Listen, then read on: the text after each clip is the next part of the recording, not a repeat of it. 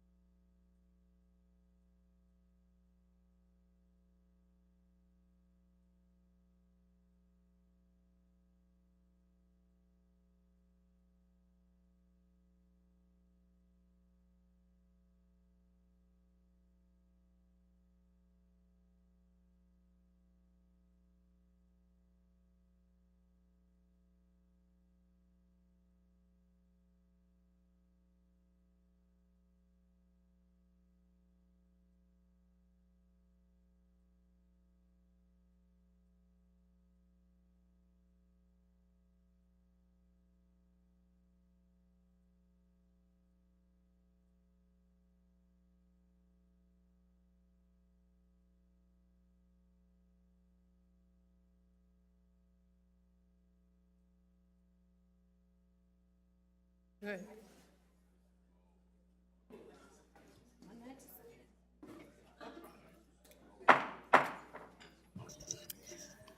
Being the time is 5 p.m., I would like to call this regular meeting of the Minneapolis Park and Recreation Board for Thursday, September 25th, 2025 to order.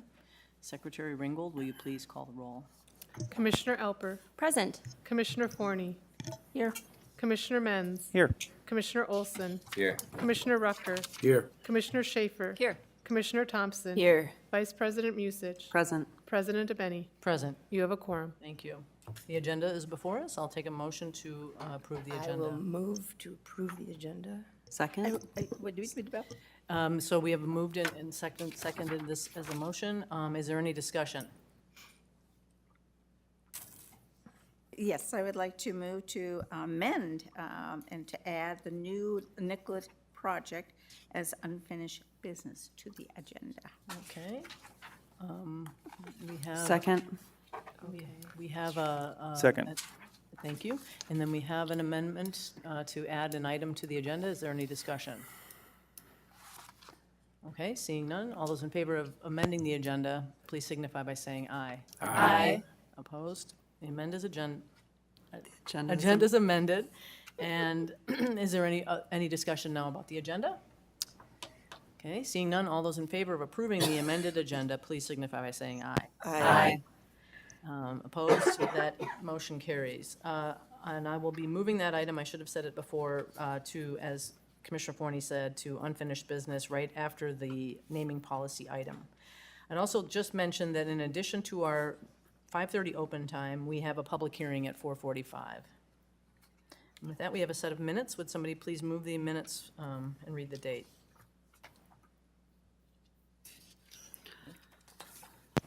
I will move the minutes for September 3rd, 2025. Second. Is there any discussion?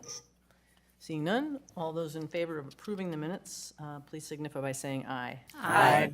Opposed, that motion carries. And with that, we'll go right to reports of officers, and I will turn things over to Superintendent Al Bangora. Thank you, President Benny and Commissioners. Good to see everybody here today. It's an exciting opportunity here to talk in the report of officers. I'll first start by saying that it is an absolute honor, to say the least, to have a partner like the Minneapolis Parks Foundation. And it really is an understatement to say that. I am really, truly grateful for the Minneapolis Parks Foundation, the board members who love this park system, and to all that have given their time and generosity of gifts to support this jewel of a park system we call Minneapolis Park and Recreation. It really, truly improves the quality of life for our residents and visitors alike that come to Minneapolis. And as we all know, it's one of the most visited and most important place in our city, so we're really grateful. And, you know, I wanted to also say too is that I'm very fortunate to have Jasmine Russell as the board chair for the Minneapolis Parks Foundation. Her enthusiasm, her passion, her commitment to the park system is inspirational, and I am really grateful to know her and to work with her. And it's been really a joy. And I'm going to call you up in a second, so just be patient. I'll be really brief here. That's one brief, but also very, very excited to have our new executive director of the Minneapolis Park Foundation, Martin Wera, who's here today. And I really look forward to working with you. Look forward to our conversations together. We have connected in a way. We spent some time together, and he hit all the kind of things that just kind of inspired me, like I don't know, it's like he studied me or something, but he was just so, our conversation was so inspirational. I'm just going to be really great working with you. And I know that you're a visitor. You talked about your skating at the Sunset and your skating experience, and it was just really beautiful to hear, and your words were just so wonderful. But I know you love our parks, and it's just really great to have you here too. We are going to be presenting something around the North Commons here. I'm going to turn this over to him in a moment, but I also want to introduce his son, Jonas, who's here. There's his hand. Yeah, this is kind of a civics lesson, so he's here to watch his dad and kind of watch what's happening. But that's all I wanted to share, and just to say thank you to them, and to, of course, invite Jasmine to come up to the podium and speak to this wonderful moment we have around North Commons presenting a check. Thank you. Welcome. Oh, yeah, they hit that. Details. Okay, hello everyone. President Abene, Commissioners, my name is Jasmine Russell. I'm the chair of the Board of Directors at the Minneapolis Parks Foundation. Thank you for allowing us time this evening. We're thrilled to introduce you to the Minneapolis Parks Foundation new executive director, Martin Wera. A few of you had the opportunity to connect with him at our Sunrise on the Mississippi earlier this month, so it's great to have him here in person so some new faces can meet him. Together, we are pleased to present the first $3.5 million gift toward our joint committee to transforming North Commons. Since the beginning of our partnership with MPRB just 20 years ago, we've helped to secure more than $47 million in new funding to Minneapolis parks. This is the first check toward transforming North Commons, a project that represents the largest investment ever made in a Minneapolis neighborhood. And we know it'll pay off many times over, especially for the near 10,000 kids who live within walking distance of North Commons. The renovation at North Commons is the result of many conversations, convenings, and also deep community engagement within North Minneapolis to ensure the next generation park improvement truly reflects the needs and aspirations of the community. We believe parks have the power to do extraordinary things, and it's clear the North Minneapolis community shares that will live there, the strong and growing partnership between MPRB and the Parks Foundation, and also in the promise that we're making and now fulfilling in North Minneapolis. We are honored to partner with the board, MPRB staff, and so many community members to do this work. And with that, welcome Martin. Welcome. Good afternoon, everyone. Thank you very much, Jasmine. And thank you, President Abene, the rest of the commissioners, and Superintendent Bangora for welcoming me here today. It's an honor to be here at this important milestone in our partnership with the Minneapolis Park and Recreation Board. I am pleased to present, as Jasmine mentioned, the first of 3 transfers in support of transforming North Commons. Already, we've secured over $16 million in gifts and pledges towards the $20 million goal, with gifts from everywhere from $1 into the millions. And to us, this is evidence of how inspiring this particular project and this transformation of the North Commons Park is to so many people across the city.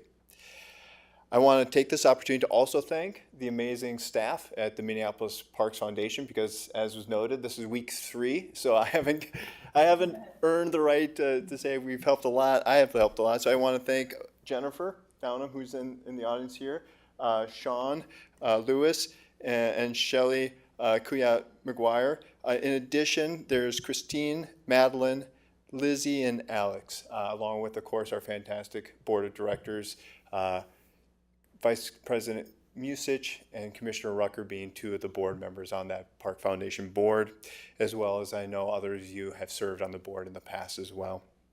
I also want to thank our North Commons Campaign Committee chaired by Karen Truba and Aretha Green Rupert for their tireless work to help to get us to this point. And the last person I wanted to make sure I say a special thank you to is Dan Elias, who's been a fantastic partner, I understand, on this project as well. While I'm just beginning my role at the Parks Foundation, I've already seen firsthand the strength of the partnership between the Foundation and the Park Board, and I want to thank you all for your leadership and your collaboration, and that I look forward to accomplishing together a successful completion to this campaign to bring this transformational vision to life. So thank you very much, and it is my honor to pass this check over to... I think we're going to do a photo op, even though it's you know, not a large ostentatious physical No, it is check. not. We did not bring the novelty check It's today. an ostentatious amount of money. So, but we want to put it, before we go there, Yeah. maybe just ask, I don't know if the superintendent had anything else to comment on, or we can also ask the commissioners if they have any questions or comments, any discussion? No? Oh, Commissioner Thompson. I would just like to say thank you, and I just think it's really hilarious that this is actually this is from North Commons, and I actually had a gift for the superintendent later that also is from North Commons, and I was listening and I was like, what serendipitous moment. So thank you for all you guys do. This is an incredible space, and I'm very excited for the future of it. Thank you.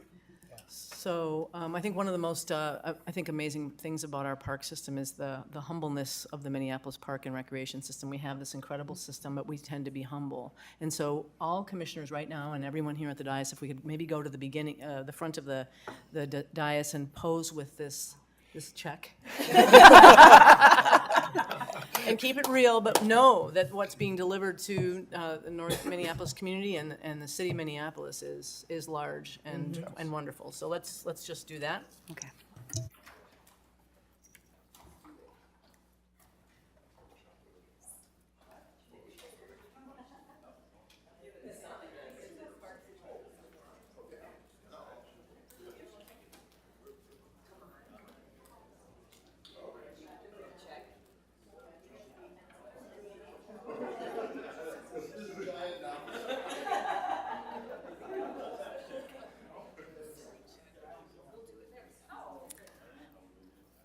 everybody scooch in. Get as close as you can. That'll be good, actually. Everybody ready? 1, 2, 3. 1, 2, 3. One more, just for good measure. 1, 2, 3. Thank you.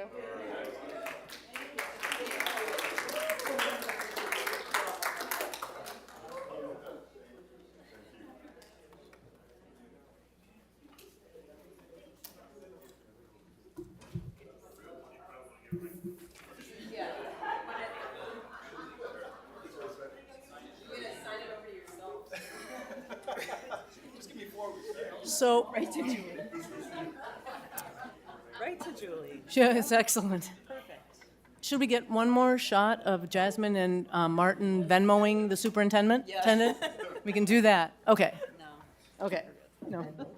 Okay, and I think with that, we'll move to the next item on the agenda, which is reports of appointees to outside boards, commissions, or committees. Does anybody have an update?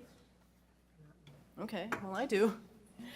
Okay. Oh, you have a big one. Yeah, so, since we last met, we've had 2 meetings at the Board of Estimate and Taxation. And I first want to say thank you to all the commissioners, every single commissioner here. Not everybody was able to attend, but we had commissioners come to each of the meetings. And the BET did end up supporting Upper Harbor Terminal and Graco for a total levy increase of 6.11%. So that isn't our total ask, but I think it really it's important, and I think it really recognized kind of this gap. So I really need to thank the BET, okay, the whole BET, especially Vice President Samantha Priest-Stinson, Councilmember Aisha Chugtai, and President Steve Brandt. They really advocated well for the park system. And I also would say thank you to the other BAT members as well, Council President Payne, and of course the mayor. The mayor did move, toward the end of that whole process, and his support of the parks is appreciated. So with that, why don't we go ahead and move on to the consent items. So if somebody wants to move those. I will move the consent agenda as a slate. Is there a second? Second. Okay. Is there any discussion? All right. Seeing none, all those in favor of approving the consent items as a slate, please signify by saying aye. Aye. Opposed? That motion carries. On behalf of the Administration and Finance Committee, I will move Resolution 2025-169, a resolution authorizing the superintendent to apply for grants through the 2025 Hennepin County Youth Activities Grant Program, not to exceed an amount of $300,000 each for girls' fast pitch improvements at one park in the North Service Area and the Northeast Service Area, disc golf and stair access at Kenwood Park, and clay service tennis courts within Minnehaha Parkway Regional Trail. Is there a second? Second. Is there any discussion? Commissioner Schaefer? Yes, I would like to add a proposed amendment to this resolution. Okay. This amendment is simply adding the phrase "or portable disc golf equipment" to the 8th whereas statement. Okay. So there's a motion to amend the resolution. Is there a second? Second. Is there discussion on that item? I think this is about the amendment. Commissioner Mentz? Is that what you want to talk about? Okay, Vice President Musich. Thank you, President Abeni. I'm just interested in understanding whether or not we're able to request portable equipment as part of these grants. I do understand that Hennepin County offers a secondary equipment grant that they've encouraged us to apply for that purpose in the past, and I just want to make sure that we're not asking for something that isn't eligible. President Benning, Commissioner Musich, I'm sorry, Vice President Musich. The amendment says "or," so I think we're okay. There is a separate equipment's grant program. I think you're limited to like $10,000 under that. The way that I look at this amendment, it gives staff the ability, if we have a path there for portable equipment, we can do that, and if not, then we'll default to the permanent equipment that's noted in the underlying resolution. Okay, great, thank you. And Commissioner Shaper, maybe I should have called on you first. I apologize if you had some commentary to add. No, other than in just dialoguing with the community around this, I think everyone would love to have portable equipment for maybe 9 holes that could be used throughout the park versus 3 holes that would be stationary. But knowing there will be more community engagement to come at that time was the impetus. Okay. Is there other discussion about this amendment? Commissioner Menz? Yeah, I do have a couple of questions around and how these specific items being put into this resolution, will that impact the application or the movement around what we're asking for? Is it just to be general in the amount of funding we're asking for in different areas? That question was a little bit poor. Adding on these little pieces doesn't limit us, Assistant Superintendent Schroeder. It more supports what we're going to do. President Benny and Commissioner Menz, if you're speaking to the amendment specifically, I don't think it hinders us in advancing our applications, which, by the way, are due on Tuesday, I think. Okay, thank you. Okay, other discussion about the amendment? Okay, seeing none, let's go ahead and vote on the amendment. All those in favor of the amendment, please signify by saying aye. Aye. Opposed? That motion carries. And now back to the amended resolution. Is there discussion? Commissioner Menz? I would like a little bit of an update on how we're going to apply for these grants and maybe like the process that they go through with all these different procedures. You said Tuesday is when we do this. So what do we have to submit and what projects do we have to name in order to do that? Can we be general with the fast pitch, or do we have to identify certain parks that we're going to utilize that? Because if so, I may have a suggestion to amend the resolution. President Abeni and Commissioner Menz, the resolution stated this way in kind of the general terms related to the fast pitch fields, because we are continuing to work with the schools to define which fields we're going to be looking at. They're under the same deadline for their applications as well. So we are being cautious right now and hopeful that by Tuesday we'll have some definition about how we're going to move forward. Then if you recall, in general, under the fields, we're trying to find a way that we could do 2 fields at each location. It may not be possible at every park, but if we can't, if the school fully funds one project, our funds would be used to upgrade a second field in a park that we define. Do school district funds need to go into that in order for us to choose that park, or are we going to be able to improve our own parks without the school district funds? President Benny, Commissioner Menz, if you approve this the way it's written, we can improve a field in Northeast and a field in North service areas, regardless of where the schools are making their improvements. I think what we're trying to do is get those improvements aligned to create more robust fields together where we can. So aiming for 2 fields at a location.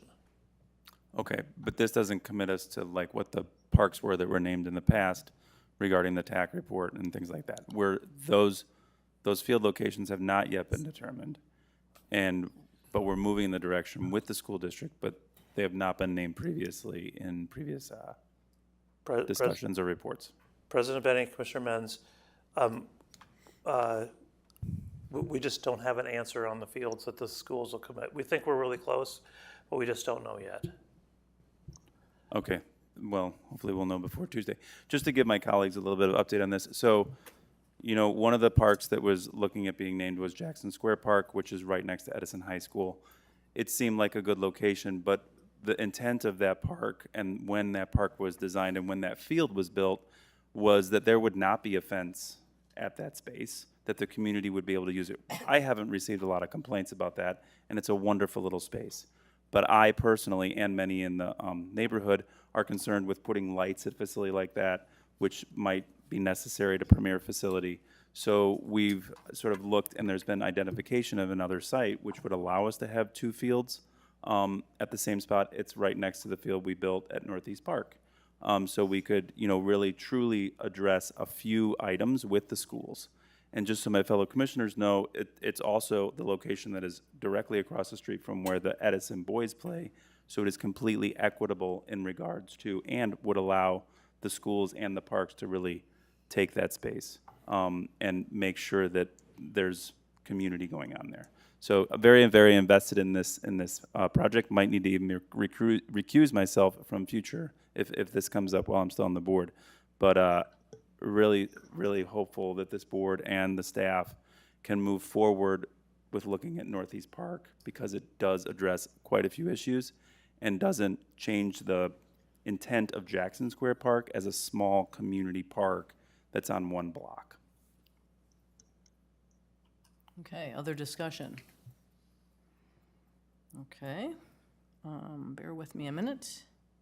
Okay, I see no other lights. All those, we should just go ahead and vote on this resolution as amended. All those in favor of Resolution 2025-169, please signify by saying aye. Aye. Opposed? That motion carries. Also, on behalf of the Administration and Finance Committee, I will move Resolution 2025-170, resolution approving lease agreements with Northeast Fitness LLC, leasing commercial space at 1828 Marshall Street Northeast, Units 8, 10, and 19, located within the Above the Falls Regional Park for terms of 2 years, respectively, effective October 1st, 2025. Second? Is there any discussion? Okay, seeing none, I think we have a roll call vote here. So Secretary, will you please take the roll? Commissioner Alper. Aye. Commissioner Forney. Aye. Commissioner Menz. Aye. Commissioner Olson. Aye. Commissioner Rucker. Aye. Commissioner Schaefer. Aye. Commissioner Thompson. Aye. Vice President Musich. Aye. President Abeni. Aye. You have 9 ayes. Thank you. That motion carries. Okay, now moving down to unfinished business. We have our first discussion item, which is 2025-2026 outdoor ice rinks presentation. And I think we have Assistant Superintendent Barrett coming.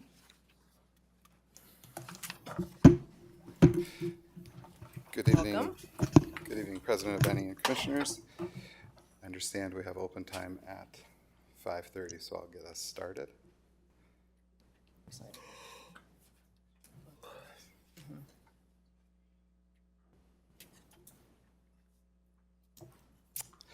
Okay, so good evening. This was requested throughout the year, essentially. Outdoor ice rinks are a fabric of our community, and we build 40 rinks or 21 parks about every year. So wanted to kind of go over everything this evening, starting with the goal of sharing the background, sharing our current preliminary plans. We're in that planning phase right now, and then collecting feedback. And so I got a bit of a lengthy presentation, about 20 slides. I'll try to rifle through them there. I'll walk you through an intro, background, some of the 2025-26 season plans currently, and then questions, suggestions, discussion. So if you recall, in the 25 budget adoption process, there was an impact of eliminating outdoor ice rinks at Lindale Farmstead, Powderhorn, Wyndham, Weber, and Matthews. The resolution indicated that Lindale Farmstead, Powderhorn, Wyndham, Weber, and Matthews would close specifically in the 24-25 season. However, with feedback, we only closed Powderhorn and Weber in that 24-25 season. So Wyndham was reduced. We kept the hockey rink, and we moved its broomball rink to Logan. And we eliminated the hockey rink at Logan to make room for the broomball rink. Overall, the goal was to reduce our budget by $67,782 in costs of materials, supplies.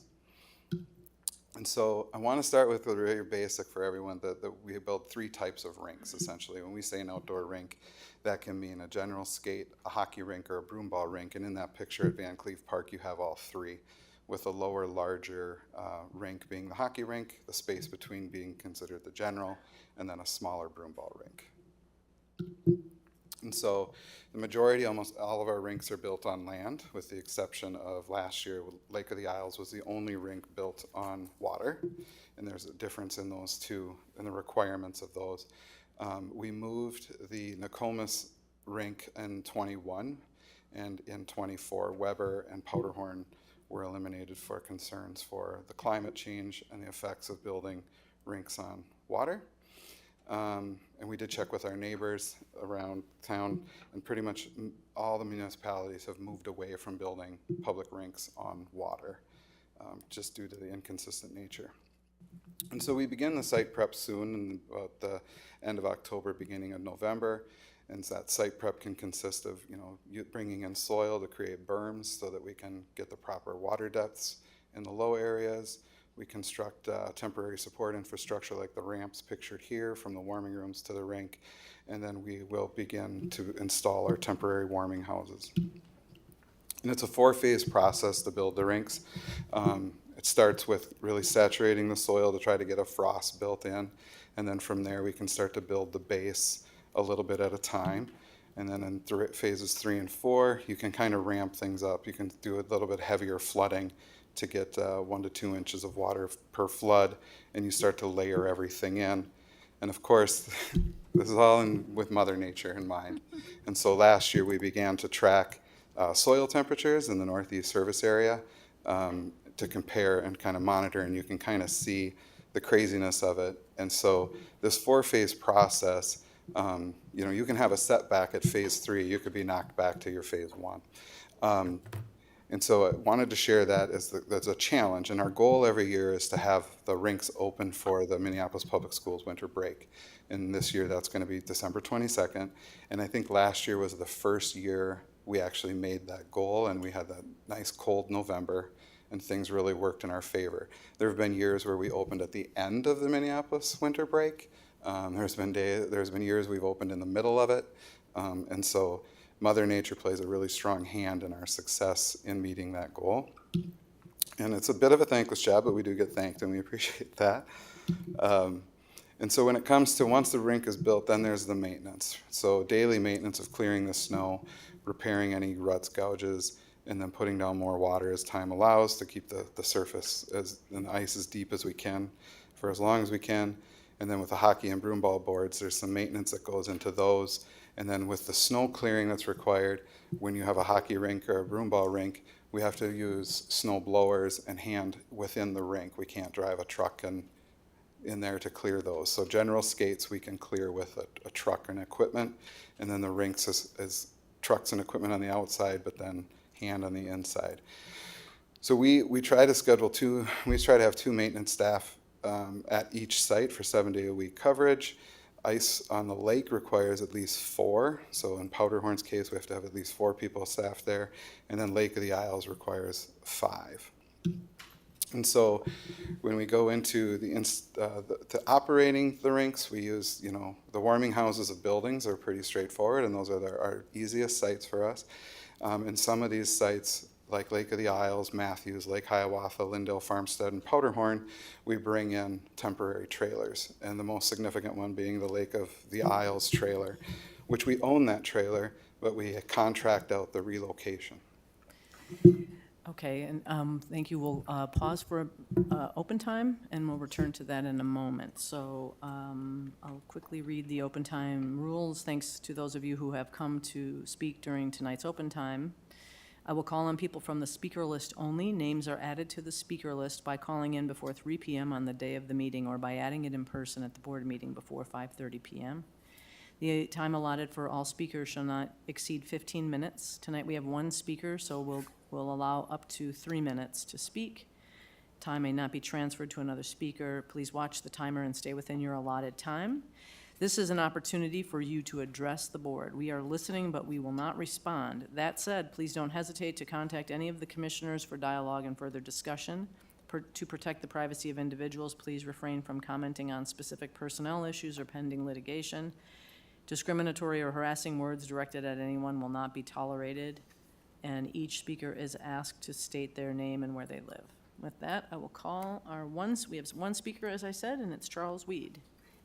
There he is. Welcome.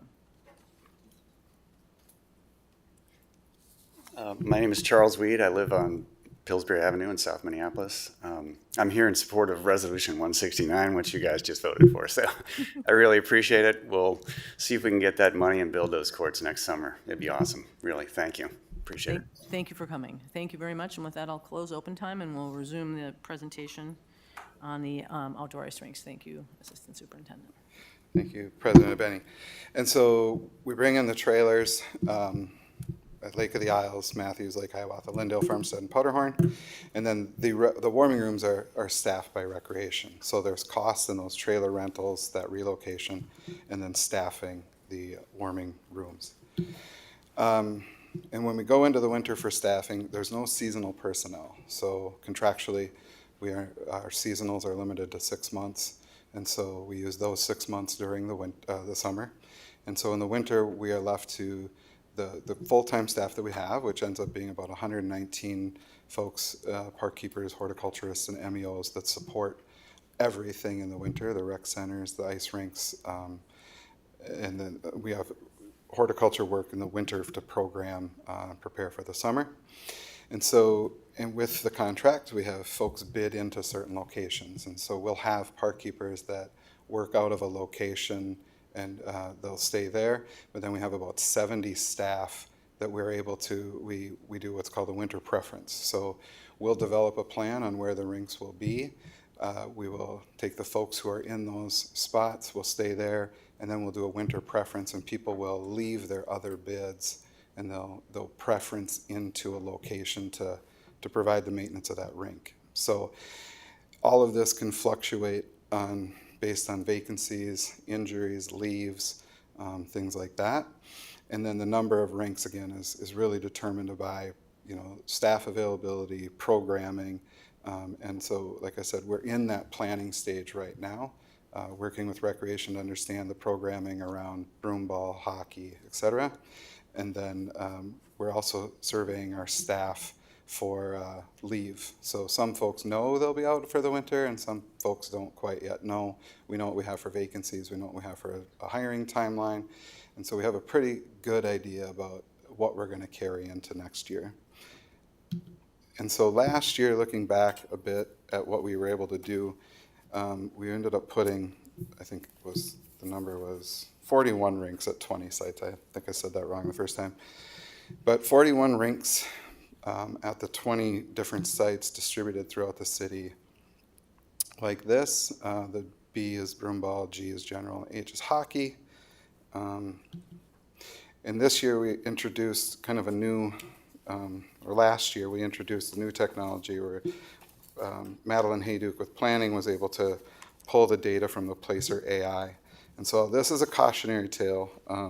The data only represents people who are 18 years or older that have a cell phone. So it's the best we have. It's not entirely accurate. And the majority of the data is sourced from the platform of the cell phone data, and it likely doesn't represent folks who don't have cell phones, and therefore, a 13-year-old who's skating all day long at the rink without a cell phone isn't caught in this. So that's the cautionary tale. But as we look at this, you can see the usage ranges from, Lake of the Isles has, combined total of 3,000 users from December 21 to February 17th. All the way down to our least used was the Bohannon skating rink had 42 18-year-olds with a cell phone use that space during this time. So we can kind of analyze that to see where the use is, which rinks are what. And then we can also derive some of the data around, this can help us a little bit with staffing perhaps, but to think Thursdays, Saturdays, and Sundays and Mondays are the 4 big days. Tuesdays and Wednesdays and Fridays are fairly low usage, or at least people with cell phones weren't there. And then the time that people spend in those spaces, the majority are caught between 15 minutes to an hour and 15 minutes. So that was kind of a telling thing for us, I think, to see. Most folks aren't there all day long. They're there for about an hour. And then when we look at the time of day, of course, noon to 10 p.m., with the peak use being at that 7 o'clock after dinner, before dark, or before bedtime. So we can take that data into account this year, recognizing the limitations around it's people with cell phones that are 18 years or older. And so when we start to look at the 25-26 season, we're anticipating similar staffing numbers to 24-25 in terms of the number of vacancies, people that have already let us know they're going out on leave for, operation procedures, et cetera. And that was about 20% of our staff was out on leaves or the absence, leave of absence or vacant positions. And then we have that 5 to 10% that kind of the daily intermittent leave. So that's what we plan for, people calling out sick. And so now we factor in the budget goal from last year, the budget adoption, which was the $67,782 impact. And we've kind of come up with some ways that we can do that, and wanted to share those ways. Again, questions, suggestions, and go for discussion from there. But if we kept Weber and Powderhorn closed, you can see there that that's about what is that? That's like $16,500 in savings. If we left Wyndham as one hockey rink and one general area, utilize the building's warming room, we'd still have the attendance cost. If we retain Lindale, Farmstead, and Matthews rinks without trailer rentals, so that would be about $10,500 in warming room attendance savings with $12,000 in the trailer rental. And then if we add the elimination of warming trailers at Lake of the Isles, that's a $20,000, $250 savings. Lake Hiawatha would be $11,250, and then that overall for those 4 locations would be $33,750. And so if we work to ensure the realization of the budget impact, which is at $67,782 within the budget this year, what we've identified above is about $70,500. So there's a little bit of flexibility there. And there's other departmental savings that we can always use to try to get to that $67,782, things like maybe reusing supplies or stuff like that. We'd propose carrying these changes forward in the 26 budget. And then how the rinks would operate where we make those changes around the warming trailers is we would install benches and picnic tables at Matthews, Lindale, Farmstead, Lake of the Isles, and Lake Hiawatha, which was similar to what we did in COVID, where we put out tables and things like that, and benches, tables and benches. And then when it comes to the community skates, so in COVID, we had it where we didn't provide the community skates or the loaner skates, but we did have notice out to the rec centers that if someone expressed an interest and desire to pair, we would work with them one-on-one, contact limited, and we would set them up with skates. So with this, we would propose that we could continue with community skates, but we would either store and distribute at the nearest rec center. So works pretty well for Lindale, Farmstead, and Lake Hiawatha with the rec centers being close, but you could go in during business hours, get a pair of skates, and be able to skate. More of a challenge at Matthews just because of the distance from the rink to the rec center. Or we could do or storage boxes. So we were thinking like similar to how at the ball fields there's a Joe box that has a cover and it locks. We could place the skates in there and folks could. And that operates pretty similar to how it really works within the warming trailers. There is an attendant, but with the skates kind of all lined out and people find their way through it. And then I need to mention North Commons with being currently under construction. We're currently meeting internally in the coming days here to lay out the plan. Construction, there's potential that we could move, the fence could be done and moved, but we need to explore our options there in terms of a hockey rink, a general skate, or any of those changes. And so with that, I would open it up for questions, suggestions, and discussion. Thank you. I'll just also mention before we take questions that we have, in 5 minutes, we've got the public hearing. But I would hope there are questions from the commissioners on this. Commissioner Menz. So yeah, thank you for that presentation. That was really informative, and it seems like just such a huge undertaking. I do have a question. Do we use all of the seasonal staff funds during the 6 months that we use seasonal staff? Yes. So we always, we're 100, like, do ever seasonal staff, is there ever funds in that account? Like, we budget for this certain amount, but then, you know, we don't hire that many seasonal staff. Is there ever any leftover funds? President Benning, actually, you repeat that and I understand it better, I do believe in years past, we have not been able to hire the seasonals. The past 2 years, we've probably had our most successful seasonal hiring. So I'm not sure that I'd have to look into that because I'm not entirely sure that we have a surplus. In the past, when we've had that, do we can't utilize that to hire seasonal staff outside of that 6 month period, or is seasonal staff just we can hire them whenever, it's just there's only 6 months that they can work? President Benning, Commissioner Mentz, correct. That contractually, we are, like for the MEOs, the equipment operators, we are contractually limited to a 6 month period. I believe it's the same with the park keepers. So the clock starts when we bring the first person in the door. And so I know right now, I think it's October 10th, all of our seasonal MEOs will be out the door. And then I think our park keepers go till the 15th. Is that also a reason why we close the bathrooms so early, because we're losing those seasonal staff? Correct. Okay. And in the contract, is it normal to have 6 months? Is that just an arbitrary limit to our seasonal staff, or is it because it's right at halfway? Like, could it be 8 months and we figure out the budget for that, or is 6 months sort of the limit? President Benning, Commissioner Mentz, we have explored that with the operators, the equipment operators in the past, some sort of a 9 month. We have not been able to come to an agreement on it, but I would say that, yeah, the 6 month is somewhat arbitrary. You know, their interest is that we don't only hire seasonals. Their interest is full-time jobs. Ours is too.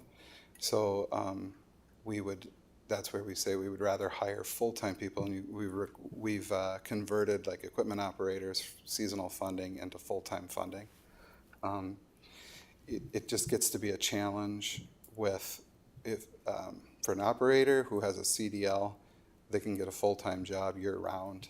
And so when we're trying to hire seasonal operators, and this is the operators who we use to sweep the rinks at night and in the early morning before the park keepers come and then do the flooding. So that's why I'm talking about them.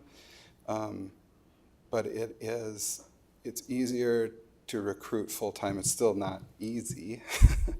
It's just easier to recruit full-time operators over seasonal operators. Yeah. That makes sense.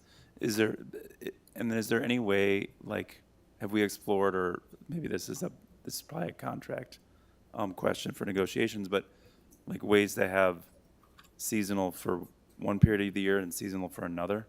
I mean, they're two different jobs, it seems like. I mean, I know that we want to make everybody whole, but just, I mean, this seems like a really difficult thing, and I'm telling you, it stinks to have the bathrooms closed. It stinks to not have, it stinks that come December 22nd, when the students are off work, there's a lot of employees that are going to be going home for Christmas, and they want their time off.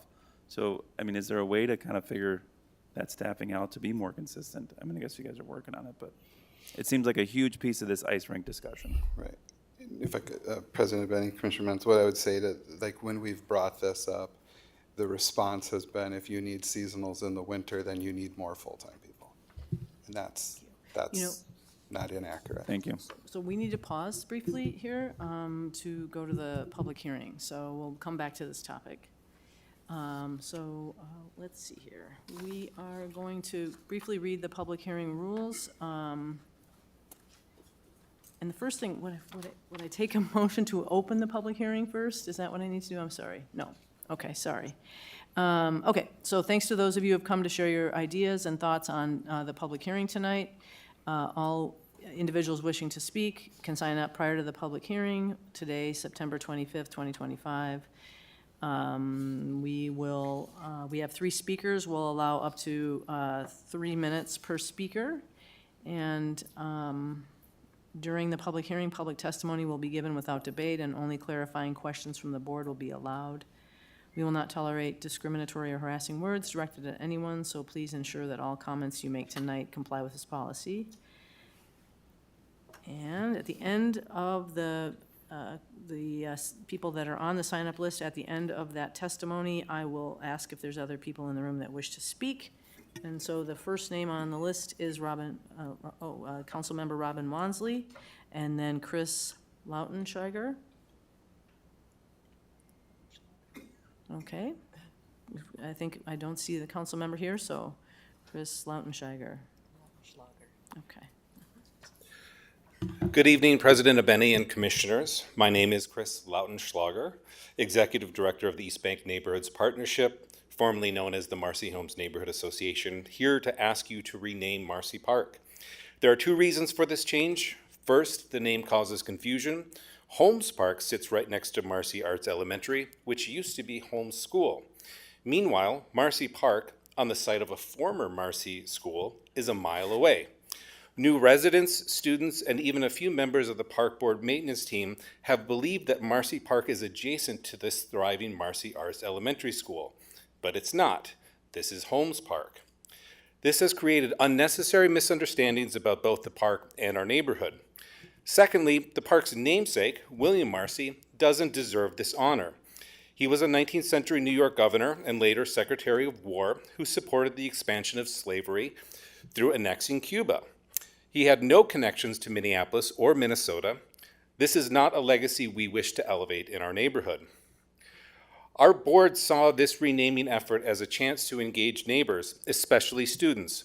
Over the past 4+ years, we hosted events and gathered suggestions. Hundreds participated, and more than 100 new names were proposed. Staff organized names by the number of times they were submitted. In the end, 5 final names were put forward: Dinky, Dinkytown, 11th Avenue, Gopher, and Southeast.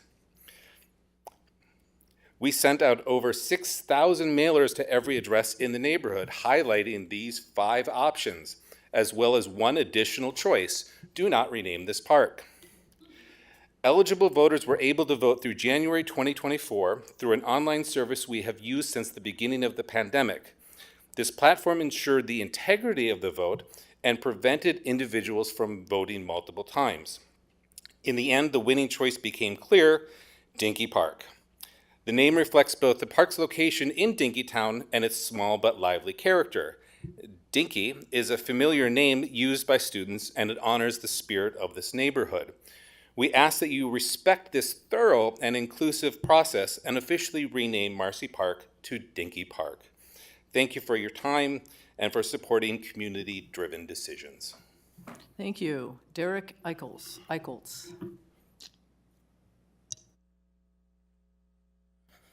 Hey y'all, I'm Derek Eichholz. I live at 619 8th Street Southeast, so just down the street from here, from the park there. And I lived across the street from the park for a couple years. I've lived right around the university for 15 years since moving to go to the U of M, so I love the neighborhood. When I lived right across from the park, I remember looking up, who is this person? Why is it named this? Finding the Wikipedia page, scrolling down, figuring out how this person was connected to Minneapolis, and not finding anything about that, only finding much worse news about this person. So yeah, I'm also a board member for the East Bank Neighborhood Partnership and the land use chair, but I just wanted to come down and just speak on my own behalf of, as a resident, that this park does not need to be named this, and it should be named something better that's more reflective of the area and the students. So strongly encourage you guys approving this renaming. Thank you. Thank you. So I do not see the council member in the room. So again, this is the second public hearing for the naming Marcy Park to Dinky Park. Anybody else like to speak? Is there anyone else in the room that would like to speak? Anyone else would like to speak? Okay, with that, I will close the public hearing and we'll return to the ice rinks discussion. I think my questions are done. Okay, then I will go to Commissioner Alper. Thank you. First of all, thanks for this really informative presentation and for putting so much time and thought into it. I really want bang for our buck as much as anybody here with ice rinks. I also want us to be careful about not penny pinching. And I just noted, you said the 67,000-ish. Did that include, that was just for supplies, not labor? President Benny, Commissioner Alper, it was materials supplies, primarily looking at we don't have in there because there's the water bill plus the trailers, things like that. Okay, great. And I just bring that up because I think when you look at the, the full budget for the park board, we're talking about, more than 100 million. When we're talking about ice rinks, we're talking about close to $1 million, I think, when you include labor, based on last year's report to the Star Tribune, if you recollect, Assistant Superintendent. So I just want to caution us against spending too much time. I would urge all of us board members, this has been a big issue, closing these rinks, and even thinking through the plan for next year. Is it really worth a $67,000 savings for this? It's relatively small, but with a large outsized impact is what I would argue to the community. And so that's something I would like us all to reconsider through the budget process. A couple other things. I would like to ask if on one of those slides where you had the list, it looks a little fuzzy. Would you be able to, when you upload it to after the meeting, that one, could you upload that, redo that top image, please? And then regarding placer data, it's awesome to see that you're utilizing this service. That's something I use at work. And so, it has a lot of potential here. And I think the team has done the first, taken the initial, the top swipe off of what you can do with placer data. And I would say the next thing to do would be to look at home location, because you can also look at the home location associated with these cell phones. So it might be 3,000 visitors to Lake of the Isles, but let's see where they're coming from. Are they walking to the lake? And you can divide it up by distance. You can do a lot of interesting spatial analyses that have a big impact. And then I would also say, as you're looking at it, I think we need to factor in where we have Rec Plus locations, where we have schools, because otherwise we're missing our youth and young adults who don't have cell phones. I have a couple other questions, but my handwriting's so bad. What did I say? What did we do last year, or what would we do with all the people who would normally have worked on the ice rinks this upcoming season? President Benny, Commissioner Albert, so the challenge for us last year was the leave, with staff being out on leave. We were down 25% of our staff in the winter. Wow.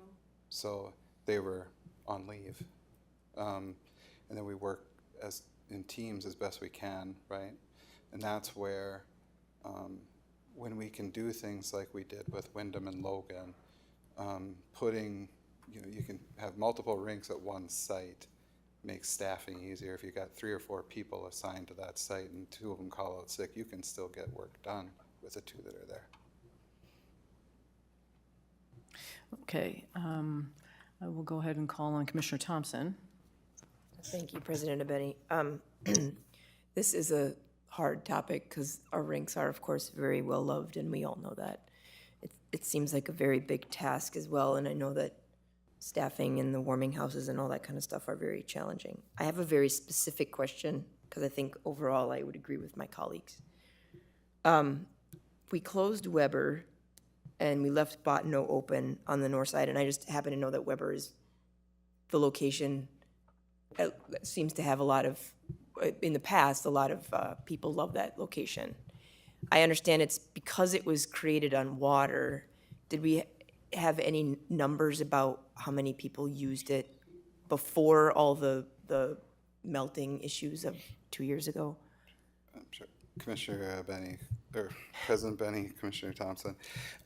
So one of the things that has happened with the data breach was we lost the spreadsheet that REC used as a hand count. So we don't have placer data from Weber for last year because we didn't put the rink there. The other factor for Weber that's interesting is we built that rink on the pool liner. And so we have noticed the pool liner last spring when we started was in better shape. It wasn't sagging as much as it had in years prior. So putting the rink over that pool liner does create some challenges with maintaining the pool liner then in the summer. But yeah, as far as the data goes, we have not been able to recover the counts that were done by hand, and we don't have Placer ID or Placer AI. So I guess I'll just go anecdotally then, since Bottineau doesn't have as many, and I know there's a lot of kids everywhere on the north side, but Weber also has a lot of empty land that still has been sitting there since the tornado of many years ago, sadly. So I'm just throwing that out there if our funds ever get better to put that back, even if it doesn't end up on the water, which I totally agree with. And I completely support it not being up and running if we don't have the money for it, but hopefully better years are coming, hopefully. Thank you. Commissioner Forney. Oh, Commissioner Olson, I'm sorry. Yeah, my just one suggestion would be to try to maybe bring back, cut out the bottom performers if we have to cut from here. I think I kind of agree with Helper that maybe it's not worth, the juice isn't quite worth the squeeze here. But I would say maybe cut out the bottom performers, bring back in Weber, Powderhorn, get data on that so we have some official data on that and we can kind of better understand like if Weber is like really a top performer, maybe it's worth, the pool lining degrading, a little earlier in its life cycle. I just think we need to have a stronger understanding of that before we can really make a decision. And I do think, to kind of some other points of Rec Plus, some other things where people are coming, I do think it's possible that we can really make stronger decisions around these. And so I would like to see, I don't have full suggestions of that, but maybe some sort of point system, right, that kind of helps us at the very least if we go to constituents right now and we have these conversations with them, we can really strongly say, hey, you know what, we really looked at every factor and unfortunately your favorite one is not appropriate or whatever. And I think within that, we would want to say like distance to other rinks, right, and kind of isolation of areas and things like that. So those are just my thoughts. I would hope we can get the data on those other parks rinks, that is.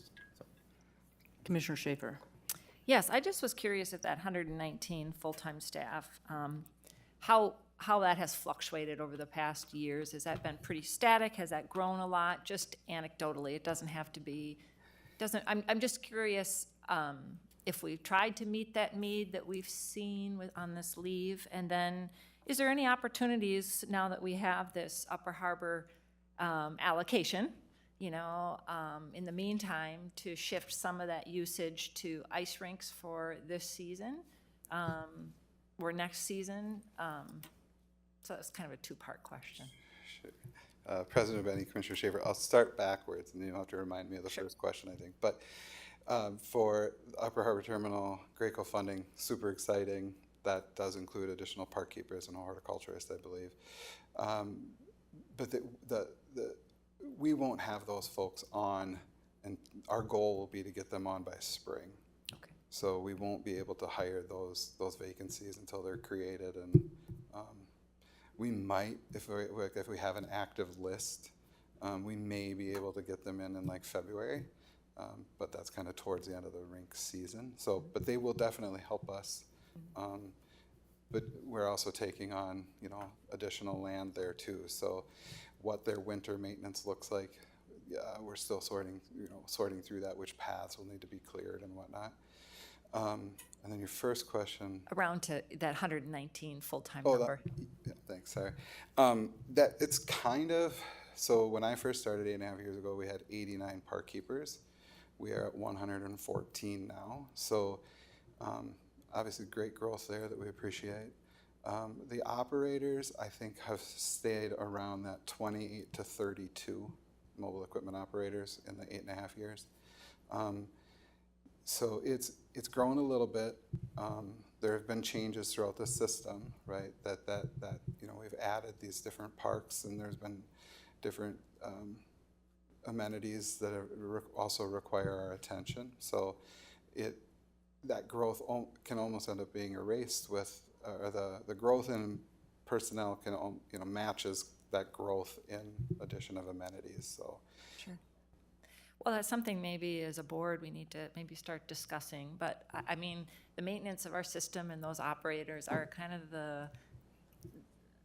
the foundation of what our public sees and what the customer experiences, the user experience in our parks. And if we're pushing them to the limits, then, we've got to stand up for them and for our workforce and make sure that we're pushing that maintenance along with our growth. Because I think that's just who we are. So I would encourage us thinking about that long term. And then I guess I'll just put in a plug for, the regional rink at Lake of the Isles. We've got this petition, and I've got a file folder of hundreds of emails that I've saved, ready to the activate button. But I really appreciate hearing this background because I think it puts a lot into perspective about the importance of how we use our money. And I agree with Commissioner Alper's comment around that 67,000 number. And it does have an impact, in particular, in Uptown. I mean, people come to skate regionally. I've got emails from all over, and then they come and they have dinner, or they go get a hot chocolate, or whatever. So it's not just benefiting our system; it's benefiting our neighborhoods. And so, I would just encourage us to be wary, and I would love to reopen them all. So that's just my 2 cents at this point. Thank you. I want to take a little turn here really quick. Would you, Assistant Superintendent, go back to the ranking of the data? And I just want to make the comment that this tool wasn't available when the rinks were identified for closure originally. So this is data looking back. So just to make that point so people understand, I'm sure that there's a formulaic way to estimate the number of total visitors, including kids and things like that. So a couple things. I've talked to different people in the community, we all have, I think, in different locations. And one of the things that I do worry about is the community skates. I think that's really, really important to try to keep that. And I don't know how we keep that without keeping warming houses and warming locations. I think adding more steps to go check out skates, at a different time, I don't know that that's going to work all that well. And I think your Joe Box or whatever, I don't think that would save that much money then. That's an added cost to bring that in and staff it and so on.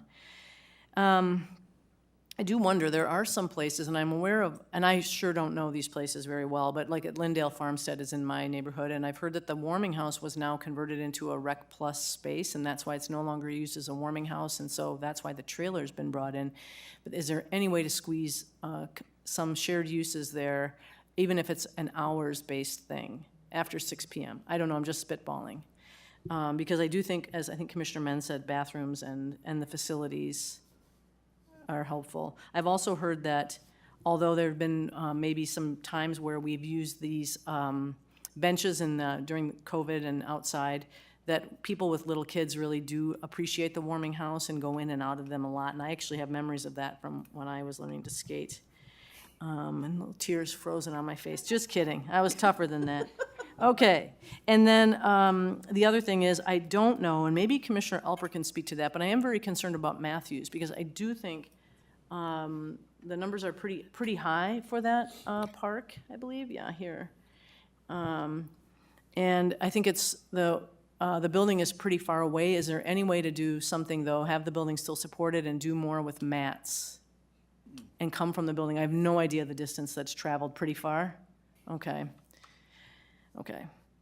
So I guess, and then the last thing I'll say, one thing I did not understand in the presentation, so the plan would be to have the rinks be open essentially at the start of the winter break. But would we need to amend anything in this budget this year in order to do that? Does that require a 2025 budget amendment? President Bay. I believe if we were to keep the rinks open, I believe we'd have to come back with a resolution adjusting the 2025 budget Okay. resolution that had them closed. Okay. Julie? The budget director's here. President Benny and Commissioners, the closure, like the communication of that closure was included in the budget adjustments document. Okay. And so as long as we are absorbing that cut and adjusting within our current budget, there would not need to be a resolution. Okay. Thank you. Commissioner Menz. Thank you, President Benny. I do agree with Commissioner Alper. It seems like a minuscule amount in relation to the amount of work that we're trying to save that money. I think that we're trying to act boldly for climate. This is a climate change issue. So I think that getting that data is going to be really important. I did hear Commissioner Olson say, cut out the bottom performers. I'm really concerned about the data that we've collected because it would show a couple of places that are the bottom performers that are not really performing. Like North Commons, I'm really happy to hear you all are looking for space because that rink is dependent on young people playing hockey in the park system or utilizing Northeast Ice Arena more often. So that particular space, but then also just, I don't know how this data is, it's more helpful than what we had before, but I would prefer that we just open them, eat the $67,000, and then really figure out this year the data that's going to give us information moving forward, because saving $67,000 doesn't appear to be acting boldly for climate change or really moving this. In reality, we can't have 40 rinks. We can't this is really hard. So, I'm actually, and I'm leaving this board, but I think that, we need to really examine what refrigerated rinks would look like in different parts of the service area and how it would change the maintenance structure and whether or not we'd actually be saving money because we'd have more opportunity for ice in those spaces. And then also I think that this is a possibility for revenue generation. Like companies, businesses, it's a great opportunity for rink sponsorships, especially at Lake of the Isles or places like that. If these things are important, we're gonna have to explore these public-private partnerships. And a lot of us went to Seattle, and they have a lot of that built into that structure of like how they're able to utilize. And this seems like a really great place for us to explore that more deeply with how do we keep these rinks open. Then others in the community, the business community is kind of in the bed of like, hey, we don't know how to keep these things ice if it's too warm. So if we really want rinks in the city, we're going to have to explore something real bold. And this is great, but I don't think that we should be cutting $67,000 because we really haven't done much. We should just leave them all open. Thank you, Commissioner Alper. Thanks. Could you go back to the slide with the budget adjustment? The language of it? No, with the money, 67,000. There it is. Okay, I guess I would like to ask commissioners if I were to work with staff to essentially wipe this slate of savings clean and keep whatever it says is closed or whatever it eliminates open. Just curious to get a feeling of who would support that. Can you just give me a thumbs up or a thumbs down? I'm just curious. Otherwise I don't want to bother. If nobody cares, why would we put in the time? Yeah, I So think that's what I'm asking. what I would just say is I'm interpreting here some support on the board for trying to find a way to keep the rinks open. That's what I'm hearing, so, yep. Yeah, and I guess what I'm wondering is about the warming rooms, warming houses, the trailers, the attendants. We've spent a lot of time and money on thinking about this and talking about it at board level and, kind of penny pinching. So that's why I'm wondering if there's support for doing some action. Commissioner Schaefer. I had a question on the Meadows broom ball. Yeah. What's the status on that? I know that the number count is that number count from when it was at Meadows, or is that at the relocation?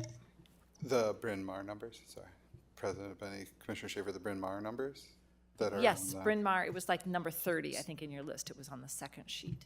Yeah, so we did catch this, and this, again, we didn't have a rink at Bryn Mawr last season. No, they technically moved it, right? So, yeah, so Jack caught this, and we're not sure, we believe that is the use of the folks in Bryn Mawr during the winter, and There is no broom ball rink there. Right. Right? So I think that would be the use of the other, wherever they moved it to, that's not a popular location. so Creek View or It's outside of District 4, actually. I don't know where they moved it, Shingle but it's Creek out. Broom Ball.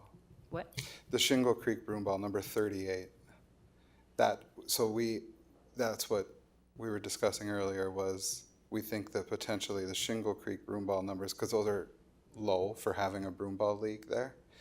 And there's a couple of things that could be at play. It's either the Bryn Mawr Meadows numbers should be the Shingle Creek numbers, or the Shingle Creek numbers, given the distance from the warming room to the broom ball, if people are getting ready in the warming room, leave their phone in the warming room. And if the buffer perimeter didn't include that, we would miss their cell phone. You've caught something that caught our attention earlier about there's a discrepancy between the Shingle Creek and the Bryn Mawr because Bryn Mawr did not have a broom ball in 24, 25. So we have some more. Well, and then construction, and it's been a couple of years, Yeah. more than Yeah. one. So I would like clarity on that in a follow-up email if possible, because I get a lot of complaints about that, wanting that reopened, because I think that was one of our highest, if you have data going back 5 years, I believe what I've heard from community, that at least in District 4, that was the most populated young adult broomball league in our whole district, and maybe bigger than that. So that would be just something that when we have the opportunity to open it or to shift it back from where it moved to here, back to Bryn Mawr, now that construction is done, we could see an increased visitor count in that. Thank you. President Benny, I understand there's a field lighting that needs to be installed there. That's. Yes, correct. Okay, Vice President Musich. Thank you, President Abeni. So I think what I'm hearing from my colleagues is that the data collection and analysis piece that you're bringing to us tonight is a good start, but there's some pretty big room for improvement. We'd like to see something that's maybe a counter to the vagueness of this, which would probably mean that we need some sort of hand counts or auditable hand counts that are occurring throughout the season at the places that are open.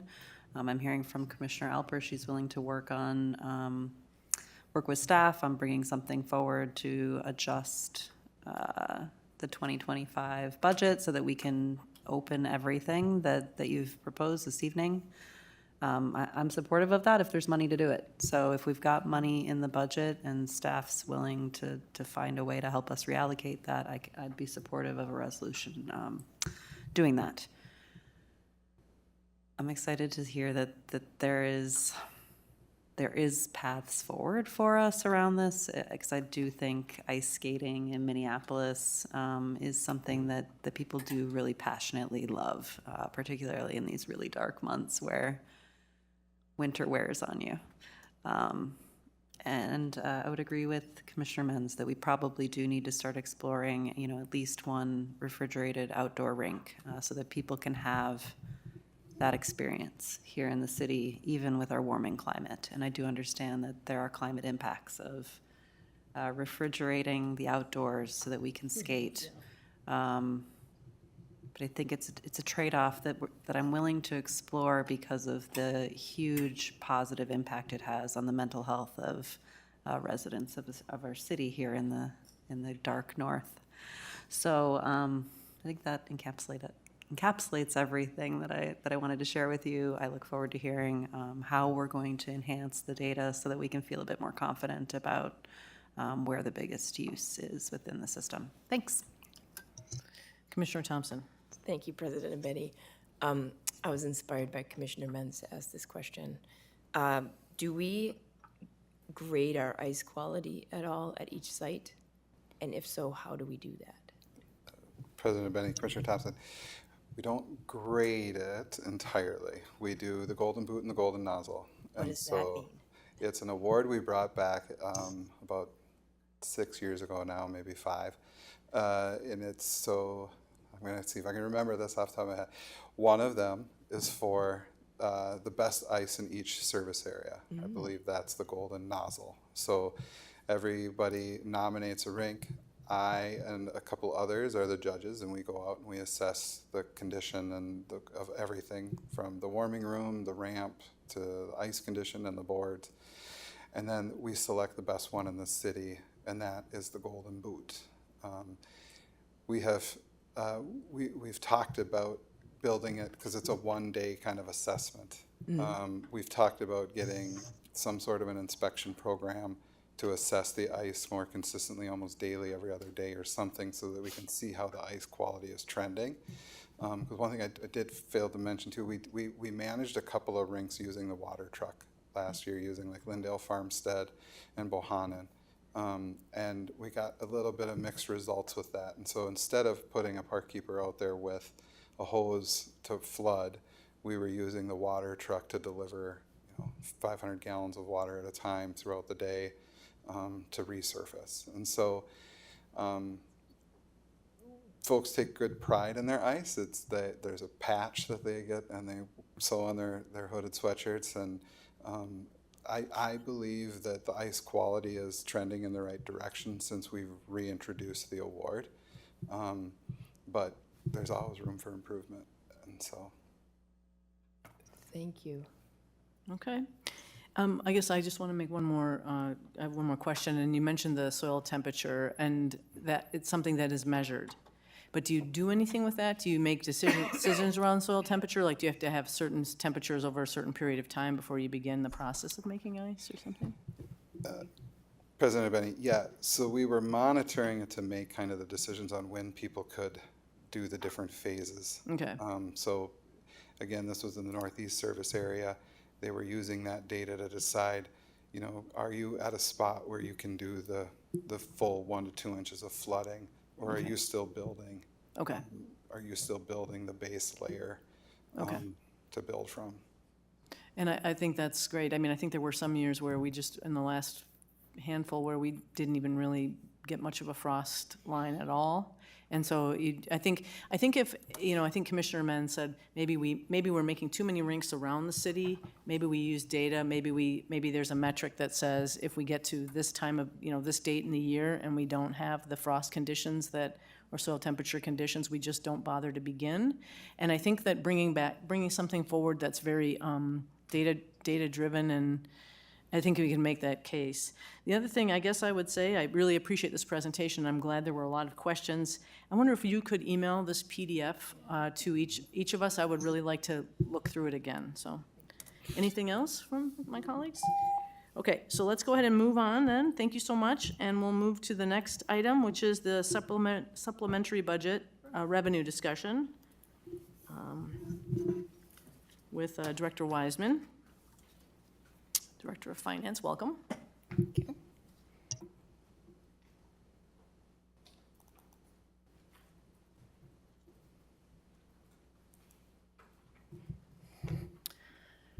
Good evening, President Benny and Commissioners. I'm going to just provide an update to our 2026 supplemental budget process and the revenue development work, as well as a brief update on the BET. So for the maximum property tax levy, as the President has already provided the update, the Board of Estimate and Taxation passed an amendment to the mayor's recommended property tax levy. You'll see that highlighted in yellow. It was presented by President Abeni and Vice Chair Samantha Priest-Stinson. It increased our levy from the mayor's recommended budget of 4.92% to 6.11%. It raises the overall tax levy for the city of Minneapolis by 0.2%. So it increases it from 7.8% to 8%. So I wanted to kind of outline for you what was included in the 6.11%. The column to the left that is highlighted in green is the maximum property tax levy that this board adopted back in July, the 6.75%. So you'll see that within the 6.11%, our provision for wage and fringe adjustments, so all of our workers' salaries for all our workers' costs for our current workforce is covered in that 6.11% at the $3.4 million increase. And then at the bottom, you have Graco and Upper Harbor Terminal Parks. So those are the two items that were added through the BET process. And that's the $1 million that increased our levy from the 4.92% to the 6.11%. So the remaining amounts that did not get funded was really around the inflationary factor, as well as the increase in the city general fund overhead, as well as the new costs that are going to be associated with the new financial system, Workday. So that's about just under $600,000 that was not supported through the property tax levy. The second item that I wanted to highlight for you is our property tax collection rate. So we had been holding at about a 99% tax collection rate until 2023, and there was a very significant dip to 97.5% in 23 and 96.8% in 2024. And that is directly related to the tax court cases that commercial properties were bringing and winning because of the devaluation that's happening, particularly in the downtown corridor. So in 2025, we expect that to rebound a little bit from the 2024 level, but still be quite low. So we, in our budget retreat, I believe I recommended back then that we continue to reduce our tax collection rate in our budget process. And so you'll see 2024, we had a 99% collection rate budgeted. In 2025, we reduced it by 0.5%. And in 2026, the budget plan, we wanted to reduce it by an additional 0.5%. That will get us to the 98%. And that's approximately about $450,000. So when you look at where we're sitting right now before the superintendent's recommended budget with the 6.11% property tax levy increase, we have about $1 million deficit. And that includes the $600,000 that we weren't funded through the property taxes, plus the $450,000 that we would reduce our property tax collection rate. I also just want to point out that the mayor's recommended budget for 27 and 28, as we look forward to our next biennial budget process, had our tax levy set at 3.5%. Because it was increased to 6.11 in 2026, if the city holds true, as with what they did last year, it would reduce our property tax levy increase to 2.34% in 27, and then 3.5 in 28. So you can see at the bottom of this chart, we may be in the same position that we were in this year, with a large gap and a large deficit as we begin discussions with the mayor and staff next year. So other revenue, again, we have been doing. Oh, yeah, Vice President Musich. Thank you for entertaining this question. So that number that you're showing here, the 2.34 and the 3.5, is that set by the BET or by the mayor's office? President Benny and Commissioner Musich, it is set by the mayor's office and city staff. It's part of their financial projections, 6-year financial projections in the mayor's recommended budget. And so if we know that their projection is inaccurate, why is it that they continue to publish a number that has very little relation to reality? President Benny and Vice President Musich, I can't answer that question. Okay. We present our information yearly at the BET. I've presented that we need a 6.15% next year, largely because North Commons would be coming online in 2027. Yeah. Okay.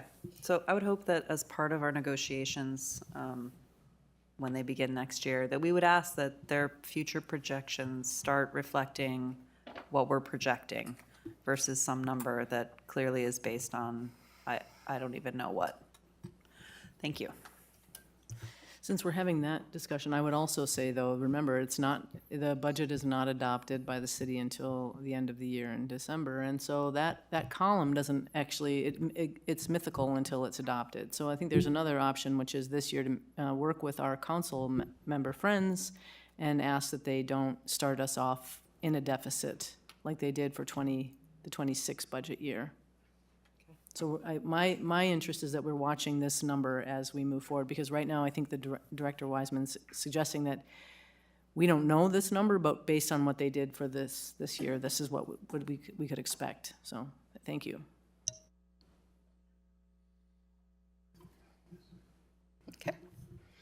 All right, so other revenue, I'm going to just provide you some additional updates on the work that has continued with the revenue team, and then Shane Stenzel will also be presenting some additional information that we would like to get feedback from you moving forward. So for sponsorship, naming, and advertising, we have reported in the past that we really feel this is the highest potential for revenue generation. Our goal is really to enhance organization-wide efforts. We have, as staff members, have met with experts in this field, the sponsorship field, people who are actually doing this work. And we really want to develop a structure for successful implementation. And we're looking at potentially a position that would be dedicated support. We're looking at creating a sponsorship team similar to the grant team that we have, which are really those staff who work to obtain sponsorship and have the most experience and dedication into getting sponsorships for the park board, and really identifying assets, programs, and packages that have high value and package them in a way that can be sold. So enhancing user experience, we are looking at wheel fund expansion. We're looking at food trucks with a semi-permanent location. So it's a different type of contractual relationship as opposed to just like a daily permit, that sort of thing. Concessions at premier locations and tournaments, and mini golf. And again, as a precursor to the superintendent's recommended budget, you're going to see revenue increases, obviously, in the enterprise fund, as we always have, but you'll also be seeing increases in revenue in the general fund. And the food trucks in particular, if you envision those, if it's in a regional system, it would be enterprise fund. If it's at a premier location or a tournament, or within in a neighborhood park, that would be general fund. So we're really working on making sure we are supporting both funds in this endeavor. And some of these ideas may not come to fruition in 2026, but we want to keep them in the mix for the next biennial budget process as well. So for parking, we've talked a lot about surge park pricing, and we've come to understand that we are already doing surge pricing in some areas. So we're looking to expand that, and that surge pricing would be dedicated to the general fund. We're looking at paid parking at Neiman Sports Complex. We're looking at using pricing to encourage turnover, and we're looking at a pilot digital lot management system that would help enforcement and compliance.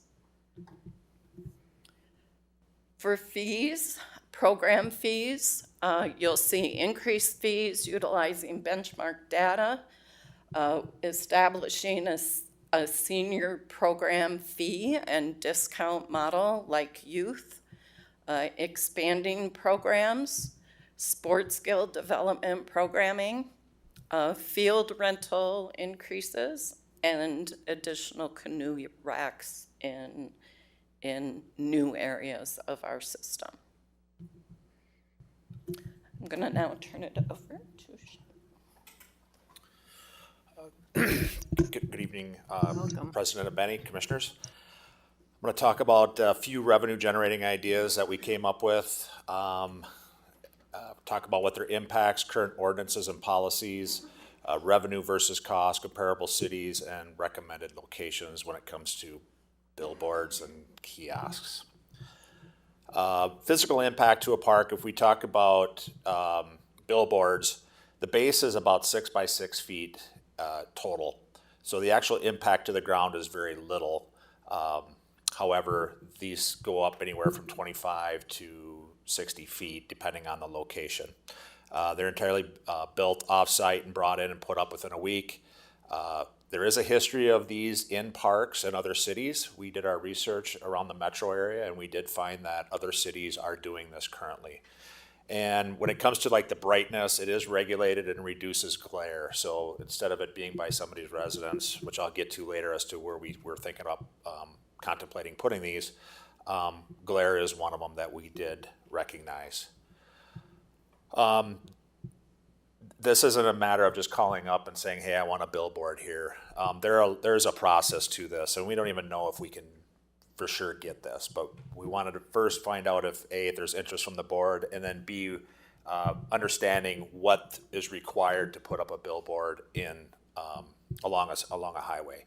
So there are zoning restrictions that come into place. Commercial zoning is a lot easier, and industrial zoning versus residential type zoning. MnDOT requires a permit for these, along with we'd have to look at the sign ordinances with the city. The capital expense is covered. There's zero cost to the park board to put one of these things in.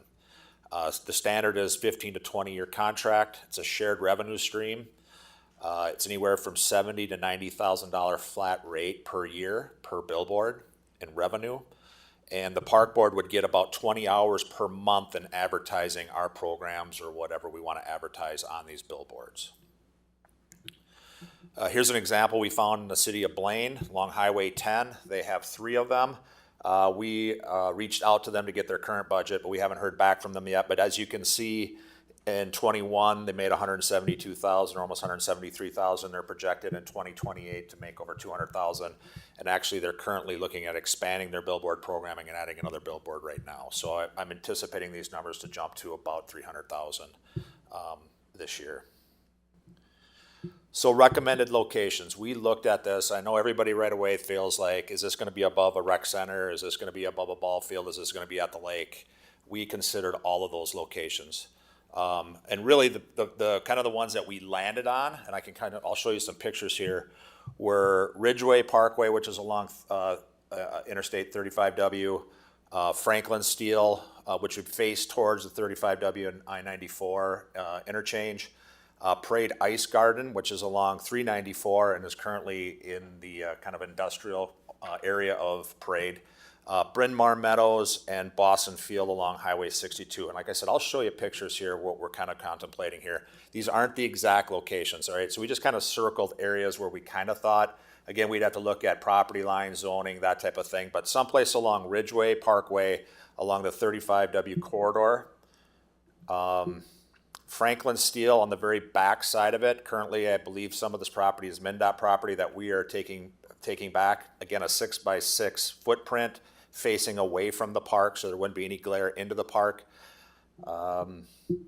This is the Parade Ice Garden that we contemplated. Again, we have a maintenance storage area here, and again, doesn't have to be in that exact corner, but the idea was someplace in this location where we currently have a boneyard, so to speak, that would impact, or you'd be able to see from 394. When we get to more of our park setting, like Bryn Mawr Meadows as an example, 394, we've identified areas that would not affect any kind of sort of ball play, anything like that. No residents in the area. Again, not the exact location. This thing can fluctuate either way, but would be in an area that is currently just a few trees, and it's not a playable area. And the other location we contemplated is along Highway 62 at Boston. Again, identifying an area next to the parking lot. You can see on the bottom right, it's a no-mow area. We don't really maintain it. Again, 6x6 area. And so, we looked at other areas. We stayed away from the river. We stayed away from neighborhood parks. We stayed away from the lakes. And we really just identified corridors and marginal areas that we're currently not maintaining right now. The other idea that we've contemplated is digital wayfinding kiosks. Downtown Seattle just put these in. They deployed 30 of them, and they're expecting a $1.1 million return on these kiosks. This one's interesting. It just kind of landed to us. They just kind of finalized this within the last month and a half. Again, it comes no cost to the city. We did find out that on Nicollet Mall they have these currently. So we're going to reach out to the city to see what kind of rev share goes with that. But this one is interesting. As you know, when you drive the Grand Rounds, you see a lot of our kiosks currently out there that are wayfinding. They're dated. They haven't been updated in quite some time. This would give us an opportunity for wayfinding, of course, advertising, but also promoting our programs and events that we might be having in our park. And it could also be something that a neighborhood association or something like that could purchase into it. We have not talked to them to understand the full, what's the rate of return or anything like that. Like I said, we just kind of found it. We put it in here as another idea or placehold. And we have not identified locations on that, but like I said, we do know how many. We have lots of kiosks out in our system, and a lot of them haven't been touched in quite some time. The other idea that we have, and I think most of you have maybe seen this if you went to Philadelphia a few years ago for the conference, it's the Parks on Tap. And so I'll kind of tell you what it is, revenue versus cost, current ordinances and policies, and we'll do questions at the very end. So the traveling park beer garden concept is done in Philadelphia and in Milwaukee currently. In the last 10 years, they've ramped it up so it's about 30,000 participants yearly partake in this. It's a week-by-week traveling food and beer garden, so it's not just strictly beer, it's food trucks and with beer, and it travels to new locations every week. And we're looking at doing this at the neighborhood parks. It would also include programming and performances, which is planned by either the park or the neighborhood. We're anticipating about 13 to start, so every week, we haven't really landed on the dates yet or time or days of the week, but we're thinking like a Thursday, Friday, Saturday, Sunday type deal. There are some things that we have to work through, current ordinances and policies. Current liquor law has an impact. I went to the legislation and I actually spoke about this at the legislation, but we also were looking at the 25 seats. The interesting thing we ran into was I can get a full liquor license, but I can't get a beer liquor license. I know it doesn't make any sense, but we are looking at our current legislation and we may be crafting something to take back to the legislation this year that allows for us to sell under a liquor license without a brick and mortar that is mobile and try to get one license throughout the city for 13 weekends or 14 weekends or something like that. Cost and revenue, we figured an investment about $40,000 to get started, and what that would include would be like a trailer, seating, lighting, that type of thing. A portion of all proceeds go back to benefit each park. Philadelphia is now putting $200,000 back into their parks because of this traveling beer, food and beverage type concession. We have been in contact with a few breweries about this idea. They're really excited about it. They've even talked about brewing their a park beer for us, which we would get benefit from that as well. So we've done a little preliminary just to gauge what the interest would be into this. And I will turn it back to Julie. I don't know if there's questions on this or if you want to wait till the end. There's just 2 more slides. Let's wait till the end, I think. Okay.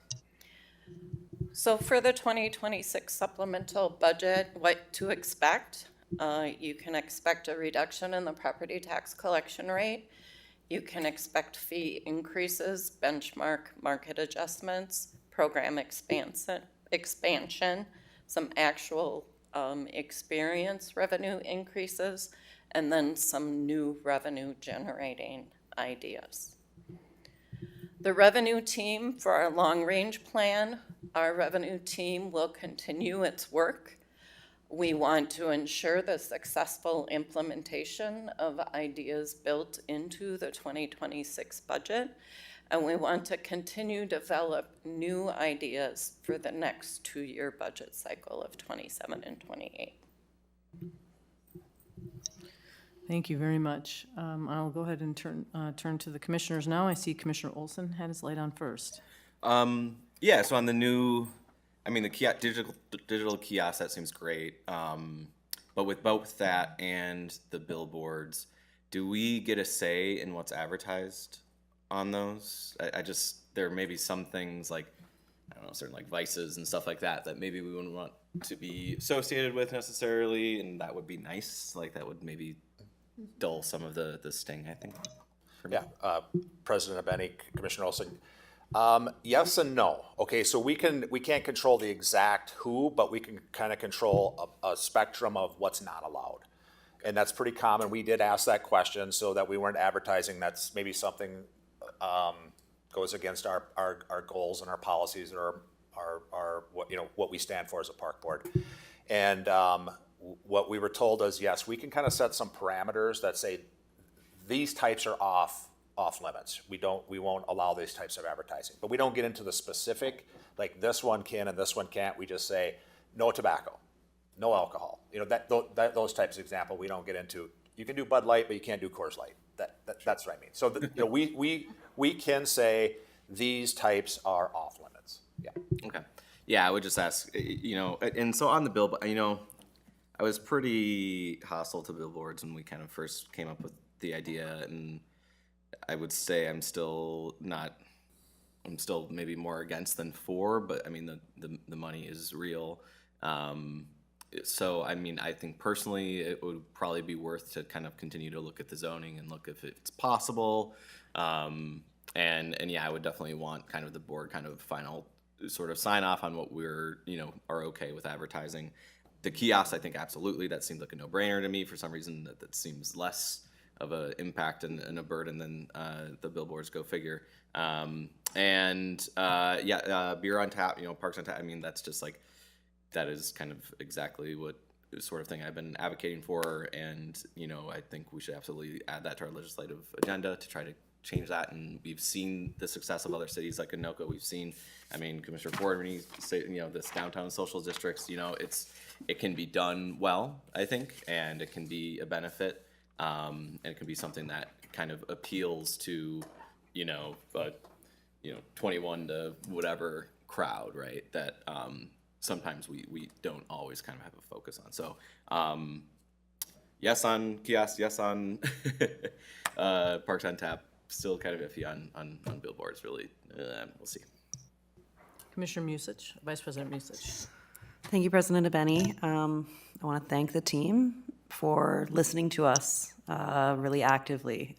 In seeing what you brought back to us, it's clear to me that all the feedback that we gave was incorporated to the best extent practicable. I'm super excited about seeing something that's enhancing the user experience. There's a tiny triangle park in my district that regularly has food trucks. The neighbors all come out. They love it. They have asked why they can't have beer, and I keep explaining to them that you're on a city street. You need to talk to the city about that piece.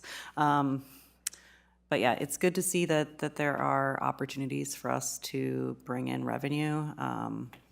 Like Commissioner Olson, billboards are not my favorite thing. In fact, I really hate them. But I also understand that they're everywhere. And me having a moral stand against them at the expense of the park board being able to provide the services that people expect from us is probably not the wisest position to take. So I too would like to see us continue to explore that. I would like to understand what the view shed impacts are. Like, are we impeding? Are we putting light out into places where it's going to impact homes or wildlife areas where that would be a really bad thing? Boston Field, I understand that one because I'm there all the time, and I understand that we're pointing at the airport is what it looks like, and that's already really bright all the time. So we're not exacerbating light pollution in a place that doesn't currently have it. So that would be the other thing that I'd want us to think about with the wayfinding. I'm very excited about the idea of electronic wayfinding. Our wayfinding is out of date and we don't update it very often, and it's expensive, really expensive for us when we do. So having the ability to modify that on the fly is exciting. But again, I would ask, what are the options to have it dim at night so that we're not creating, like Commissioner Schaefer had pushed for with the bus signs, so that they can dim at night and it's only being bright when someone needs to use it, that kind of thing. So I'd love for us to know a little bit more about that before we pull the trigger on implementing those. So I think that's all the feedback I had. Thank you. Commissioner Rucker. Yeah, well, first of all, thank you for the presentation. You guys did listen to us. I did try to push this with the signs. I didn't even realize it with the kiosks, and that's great as well. But with the billboards, where you're talking about putting it is high traffic areas, especially on 394. Traffic's always backed up there. I'm pretty sure they can see 100 sponsors scrolling through while they're waiting, to get on 94. But I think it's a great idea. You guys are thinking outside the box. I can't say everybody, but there are some cities that are doing it. From your slides, it's showing how much money you can bring in from, the kiosks and the billboards. Question I have is, how many sponsors can you put on one of those digital boards? President Benny, Commissioner Recker. Good question. So it's on a timer, and they sell different packages. So think of it this way: an advertiser on TV. You know, if you're up late at night at 2 in the morning for whatever reason, you see a different advertisement than you probably see at 2 o'clock in the afternoon. Same thing with a billboard. So when they sell it, you're buying a 10-second window. And that window, let's say at $3.94, at 4 o'clock is going to be a different price than say, 2 in the morning. So that it's unlimited really on the number. We also asked the question of, does that mean our 20 hours happen between the hours of midnight and 6 a.m. when our parks are closed? And that is, the answer is no. We get to dictate when we are advertised on those digital billboards as well. So I hope that answered your question. There's really no limit. It's just that you just buy packages. Okay, yeah, that answers my question. But yeah, I just want to thank you guys for just thinking outside the box. And this is what we're going to have to do as we see, from the presentation of the cuts that we're going to be having coming. So we're going to have to, as a board, NPRB, we're going to have to be proactive in, taking care of ourselves first when it comes to, the money's coming in. Thanks. Commissioner Thompson. Thank you, President Abeni. First of all, thank you for all those amazing brainstorming things. I'll just weigh in on a couple, and then I have a question for Director Wiseman.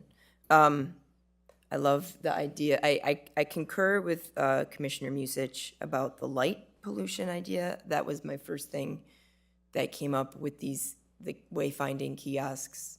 And you're right, that was already brought up like a year or more ago, 2 years ago, about the light in neighborhoods and all that kind of thing. So that's already been covered. I love that certain locations, Boston is a great location for signs. I know you could explore things on the north side. North Mississippi has a similar kind of, I don't know if it would reach the freeway, but you're not really glaring into neighborhoods at that point. So that might be something too. Sorry, I'm staring at my notes. Love Parks on Tap. I hope we can make that happen. That just sounds fun. And then my question for Director Wiseman is really geared toward the city in general, and our share. I don't know if we need to go back to the slides or not, or if you can know this off the top of your head. What I've discovered in paying close attention, especially this year with the BET, is that the city seems to say we're going to lift this much and the park board gets that much, right? And it's always a lower percentage. But we're subject to the same inflationary costs as the city would be, right? And we're actually, at this point in time, we're the ones building out. So is that common, or is that just something that has happened this year? I believe the numbers are 8% for the city now, and we're at 6.1. And can you correct me if I'm wrong? Last year, we also were we sort of close? President Abeni and Commissioner Thompson, over the past 10 years, the Park Board has increased property taxes on average of 5% per year. Mm-hmm. The city, over that same 10-year period, has increased their property taxes by 8% per year. I don't know the numbers off of the top of my head, but I also had an FTE sheet comparison between the city and the park board that I presented at the mayor's update presentation, where it showed the city going up by, I believe it was 6 or 7%, increasing their workforce by 6 or 7% over the last 3 years, where the park board has actually decreased its workforce in the general fund due to the budget reductions, largely the budget reductions we needed to make last year with the change in the closing of the parks and not having holidays and not open on Sundays. Thank you. That is pertinent information, and I appreciate that. I saw it in the numbers, but I kind of was getting lost in the weeds, and so I appreciate seeing how this is all laid out for us and what is flatlining. So thank you so much. Commissioner Menz. Thank you, President Benny. So I'm going to say it, Neiman and Parade. So if we're gonna think about parking at Neiman, we should think about parking at Parade. Second of all, I think we should really caution against raising field costs without improvements. We've already doubled the rates of fields over the past 2 or 3 years, and I think that customers and consumers haven't seen the overall benefit from that. So although the rest of the stuff, you really did hear us, I really appreciate that.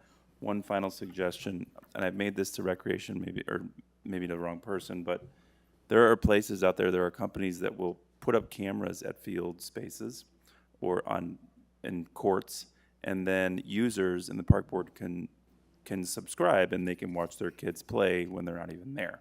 So, and they will install those cameras for free, which provides us an additional possible security help. So just kind of consider that, and I think that other park systems have gotten quite a bit of revenue that way. Commissioner Schaefer. Yes, I'd like us just to, I appreciate all these and I'll give my opinion on them, but I guess I'd like to take a step back and think about what can we do right now that might be a bigger picture to raise revenue. And I think one thing that I think we could do next year is think about funding our endowment in a significant manner. We set that up this year. I know that, the foundation is working on North Commons, but we need to drive the train here. We need to set the tone. We're a joint committee. We need to work together and how to bring that to the forefront. That will drive our revenue long-term more than some of these little pieces that are a lot more to manage for staff, where we have a partner. We have a strong partner, proven partner. So I would say we need to shift our focus here and think bigger and think broader. The other thing is, I don't know where the whole airport situation stands. I would love to have any kind of feasibility report on that. We have some challenges, and we need to step up and show others how we're meeting that challenge and ask them to help us. And so I would just ask us, in that same vein, those two things stick out as most important to me, if there's any feasibility on the second one. And then the third one I would say is, how are we driving revenue with the concessionaires that we already have?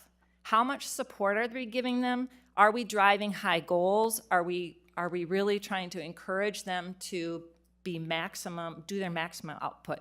Because we have seen the success of what Awamni has driven for our park system, and particularly for the downtown area. So how can we replicate what we've learned from that situation for the lakefront, for various areas? We need to see those concessions on our regional system as top dog revenue generators. And if they aren't, then there needs to be a plan for getting them into that role, because we've seen the benefit that can happen on the riverfront. So those are maybe my top three that I think we need to really focus on. And then as far as these other things, I would not go for digital kiosks. Our kids, our families have screens in front of them all the time. I wouldn't want to lock the lake and see a screen I can touch and interact with and have light at night. I just don't think that's going to be something our community is going to be happy with for the long term, irregardless of whatever they bring in. I don't think that's how the environment that we want to bring into our parks, and that's directly against our current ordinance about advertising in the parks, right? So this will not only just be revenue generation, but a changing of some of our ordinances, I believe. I'm correct on that. But, if once we have okay, sorry. Thank you. Commissioner Elper. Yeah, thanks. I just want to respond to some of the ideas that were brought up. First of all, increasing parking fees. I'm on board, and I think we got to do it. The mayor said it at the meeting that we should be doing that, and I wholeheartedly agree with his thoughts there. So things there, you mentioned doing more surge pricing. We're doing the antithesis of surge pricing at Bohemian Flats, where we're offering a discount, $2 a day. I just rode by it today, if you park by 10 a.m. That should be axed, in my opinion. We're subsidizing people to park at the U most likely. I've heard from people about, instead of paying for parking at the Masonic Institute, they park for free on our parkway, so I think that's another prime one. And then you talked about managing turnover. Great, let's do it at Worth. Let's do it at Worth. Let's do it at Worth Park. Parks on Tap, love the idea. I hope it goes forth. Hope you get the legislation change at the legislature. Billboards, I feel like this, but I think there's a lot of potential. The one I would caution against is Franklin Steel Park. I would take that off the list. I think it's, that's one of neighborhood that was like completely transformed by urban renewal, one of the most impoverished neighborhoods in our city. Let's not add a billboard there. And then I have a question, actual experience. I don't know, sorry, I didn't get it. What's that? President Benny and Commissioner Alper, we do revenue analysis every year. So as revenues just increase naturally, it's not an increase in fee, it's an increase in the actual experience of collecting the revenue. So participation has increased, so our revenue has increased, and we can adjust our budget up for that additional revenue. Okay, I think I got it. Thanks. Commissioner Forney. Thank you. Great presentation. I want to caution how we use the word capitalize. There is a very strong conversation that's going on about capitalism, and so I would be very, very cautious on how you utilize that word. And also, if I hear you, enterprise fund, possibly channeling some of the funds into general. And I have to say, I'm really proud of the fact that we have separated that so beautifully. And so I really caution us possibly tapping enterprise for our general fund. And then as Commissioner Olson indicated, I was at a conversation with the Downtown Council this afternoon about social districts. And just for everybody to understand, that's in entertainment areas that are Anoka, anyway, a couple of communities are doing that. So I caution that too, as far as patrolling. I think it's something we should really be very cautious about. I am definitively, absolutely, positively against billboards. Been to New Zealand, I've been to Maine, where there are no billboards at all, and adding is just totally against my religion. As far as kiosks, I hear, what some of the cautions are there. If we could be using it in a way that's educational as well, I could see some benefit, but yeah, a little bit of caution there. What I really hope that we can really concentrate on is the legislature and what has been due us, and how we can create that narrative in next year's legislative agenda to make sure that we get what we're, by statute, deserve. And then the last thing is that during the whole BET discussion, both the mayor and I believe it was the council president said, we can help you as far as finding money. So I think that's something that we truly, really need to be tapping. Thank you. Commissioner Rucker. Yeah, this is a question. Have we ever thought about bike license like they used to have when I was growing up? All the bikers had to pay for a license. President Benny and Commissioner Rucker, that conversation did come up in, as we think about our regional system and how much is not supported by the state. And, we were actually at Waterworks for one of our revenue generation meetings, and it was at the end of the day, and we started seeing the rush hour on the parkway, and we were like, I wish we could do a toll road. So, but yeah, that conversation has come up. Okay, I was wondering, because I know when I was growing up, we had to get this little sticker put on our bike, that said we paid for our license, and was helping pay for trails and things like that, just like toll roads. for highway. So, all right, just was asking. Looks like everybody's maybe said their piece. I guess I'll just add that I really wouldn't be comfortable with the billboards, the kiosks. I mean, if they could be dimmed, if we were looking at that, one of the things that I think would allow people to understand what the rec centers are about is maybe thinking about the rec center signage. That's pretty out of date, and maybe that's a kiosk location, I don't know, but I'm not sure about the kiosk piece.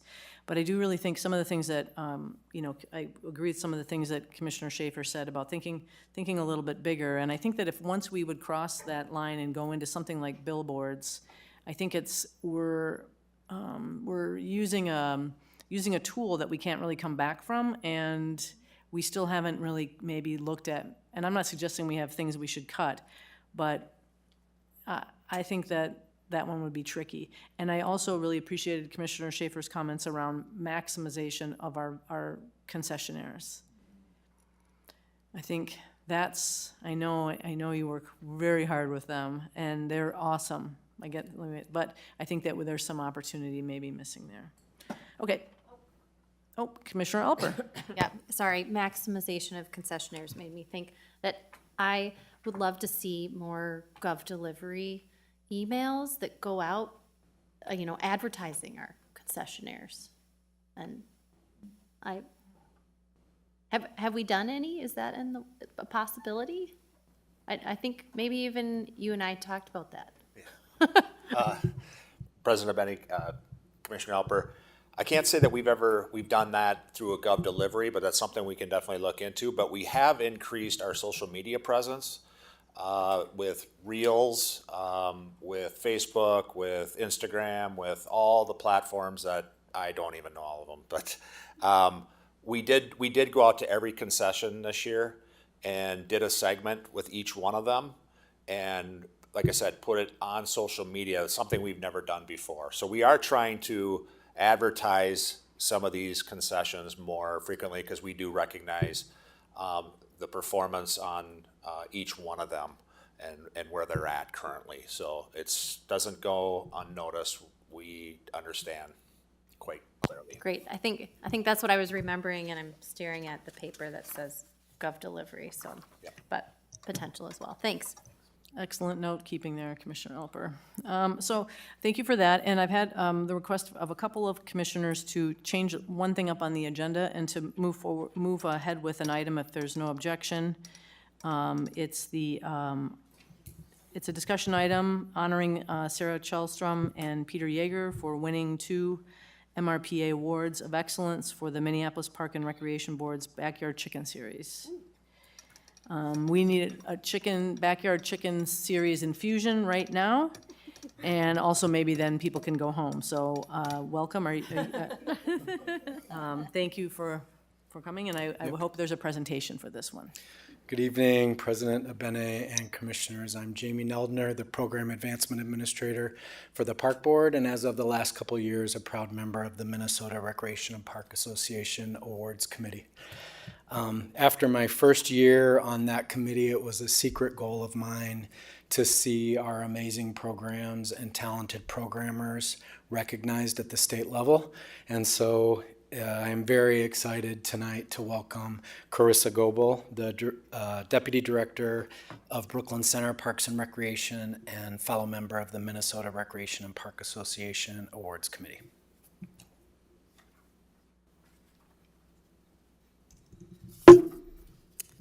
Good evening, President Abene and Commissioners. It's an honor to be here tonight to present the Minnesota Recreation and Park Association 2024 Award of Excellence to the Minneapolis Park and Recreation Board.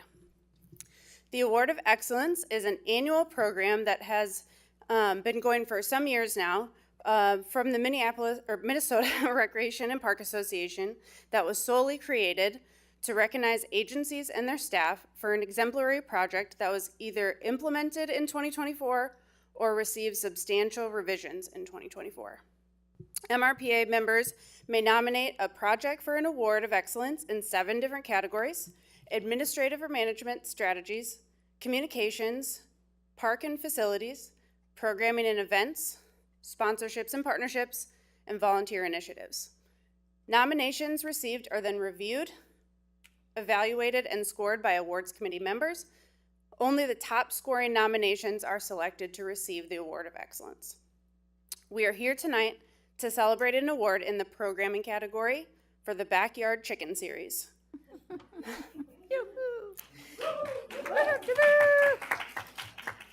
Thanks to a love of chickens and a key partnership with 4-H, this program is an innovative approach in blending urban farming education with hands-on experiential learning in an urban park environment.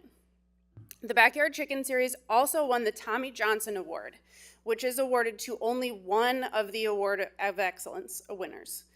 This award is the one that best exemplifies the characteristics of Tommy Johnson, which is innovation with ideas and initiatives that help establish future trends, philosophical change, and new exciting concepts.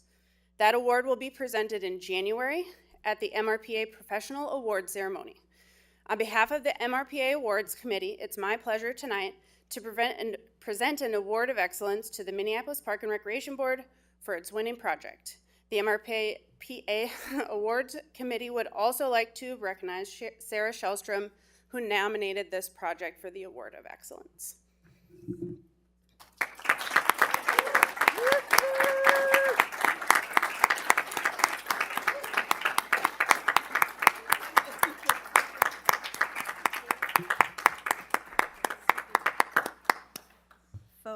Photo. I would like to also recognize Peter Yeager, who was a part of it as well.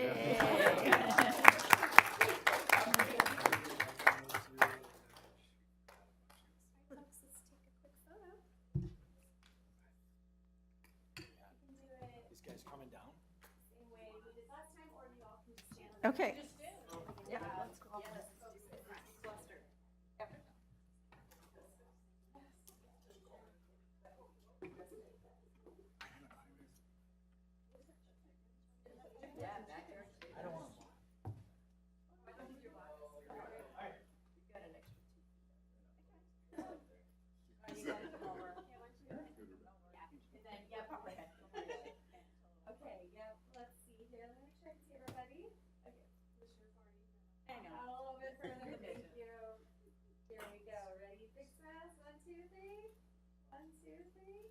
One more. Very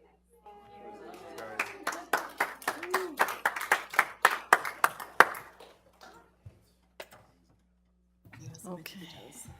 Are there any questions from the commissioners? Okay, well, thank you very much for that. I've had another suggestion to make just one more shift on the agenda, and that is to now go to the item related to the new Nicollet project. So I don't know who the staff person is for that one. Ah, yes. Which one? Ms. Odell.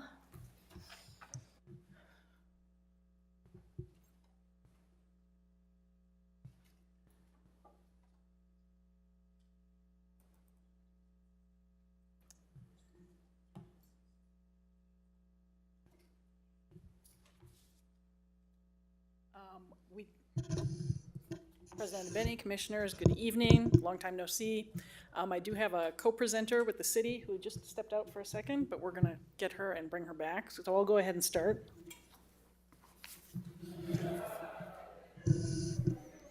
So this is an update on the new Nicollet redevelopment, known as the former Kmart site in South Minneapolis, and a potential future park that could be a part of that development. This is the second study item update that we've done for this board. So we'll do a review of the activities to date, an update, like I said, from city staff who are here, and then an update from me and next steps. So activities to date, as you know, in 2020, Kmart closed and the city did buy that 10-acre site. And at that same time, our park board adopted the Southwest Service Area Master Plan, or Long Range Plan, which did identify a park gap search area in the neighborhoods adjacent to the former Kmart site. Also, we adopted our Parks for All Comprehensive Plan, which did have the guideline to prioritize acquisition of parkland that completes park gaps, as outlined in the service area plans. So that following year, the city approached us with the opportunity and said, you know, we want some dense development here, it would make a lot of sense for there to be a park. Do you want to work with us on that? So this was a great opportunity for a large contiguous piece of land, which we don't often find as we're adding new park space in. So we've been in discussion since that time and also doing community engagement together. The first study item I presented back in 2023, and then this board adopted an MOU with the city to continue the work on trying to figure out the details of a plan. And then just this year, the city council and mayor approved the development framework, which our city staff will talk a little bit more about. Oh, she's here. I'd like to introduce Linnea Graffender Bartels. She's a senior project coordinator with CPED. Welcome. Thank you. Good evening, President Abene and Commissioners. I'm here this evening to give you an update on the city's New Nicollet redevelopment project. Colleen introduced me as a senior project coordinator.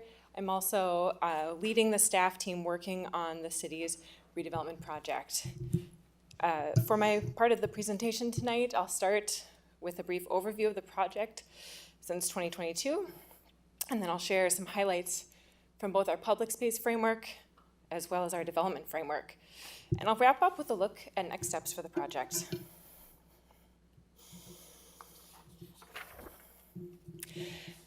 So as a brief reminder, the city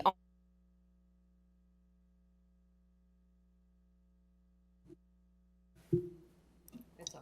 Is this better? Yeah, great. Sorry about that. The city owns about 10 acres of land between Lake Street and the Greenway to the north.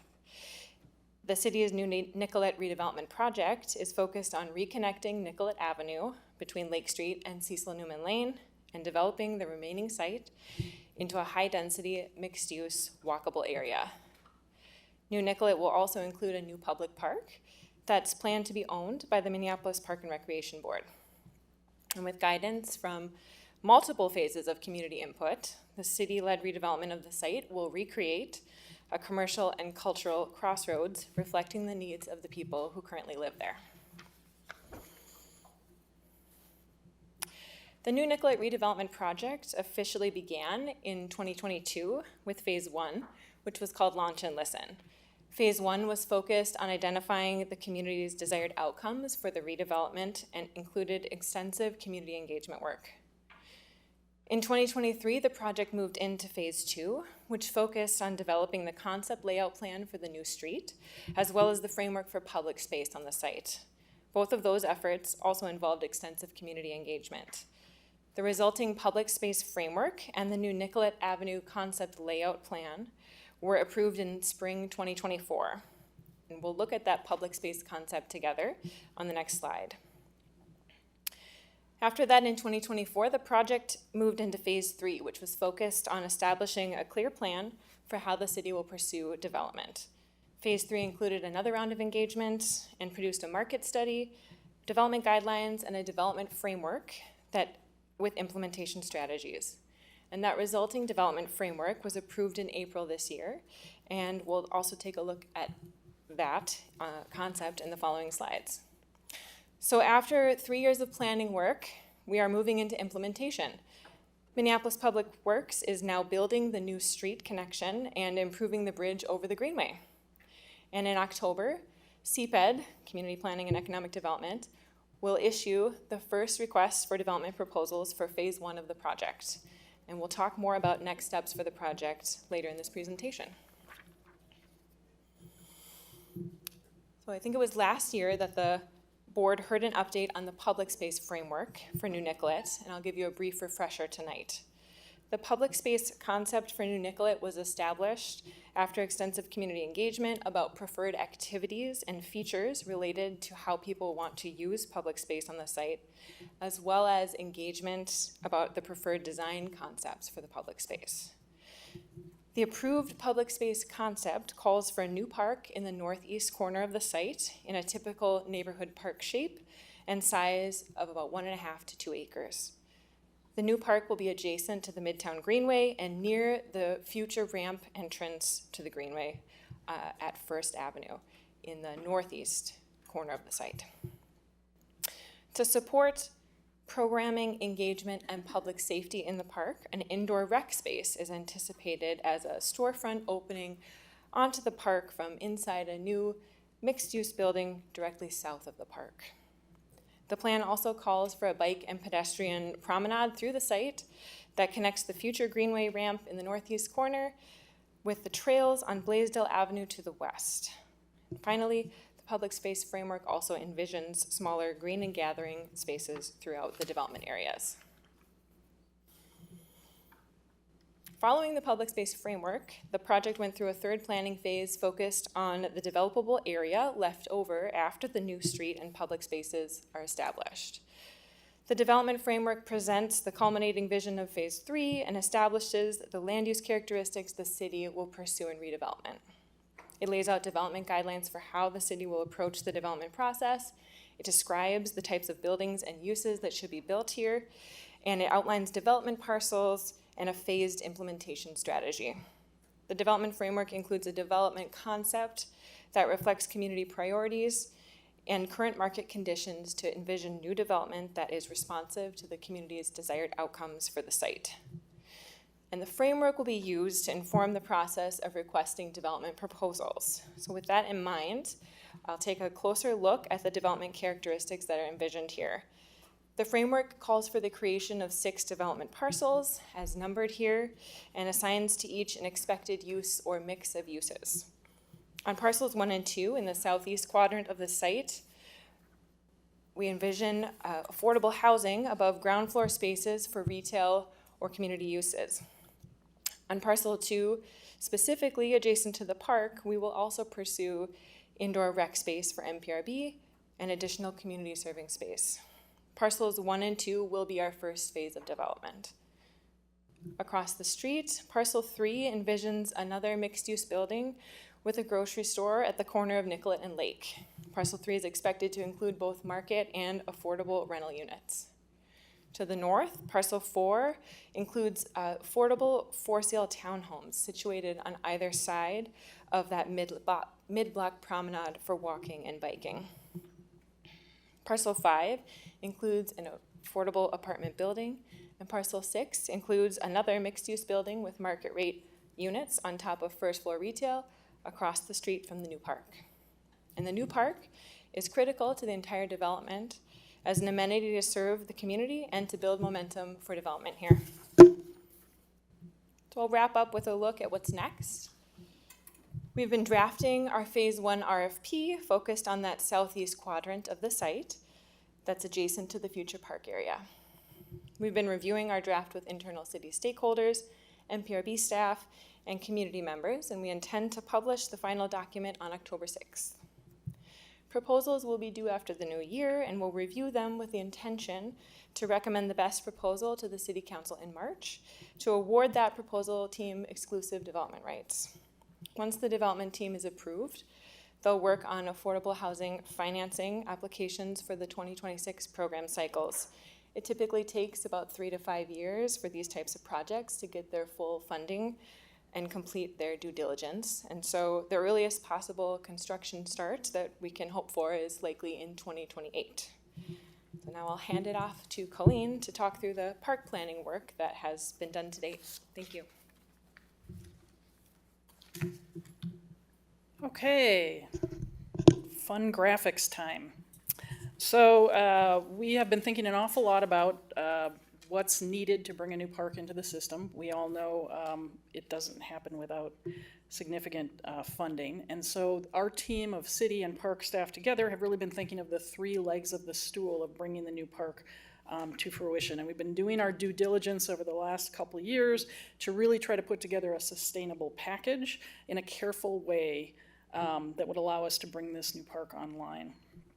So we've thought of these 3 legs of the stool as how we acquire the park, how we have a capital investment and development of the park, and then how we operate, maintain, and program and provide safety at that park. So the discussions we've been having about acquiring it have gone through a couple of different ideas, and really the 2 that have stood out the most and that we think we are most promising are a free transfer or parkland dedication district, something similar to Towerside. In investment and development, We've also been talking through a number of different opportunities, and the one that seems to be the most attractive option and is timed right for development would be an NPP 20 advance. We've heard that that's possible from both city staff and our own staff. We're in the middle of negotiating that right now, and during budget time and system equity investment time. So we don't know exactly the timing on that, but it would require an ordinance change by both agencies. So that would look like advancing funds from 2031 forward to 2027 for a park that could be built and operating in 2028. So the last piece that we're discussing right now is the operations, maintenance, programming, and safety of this piece.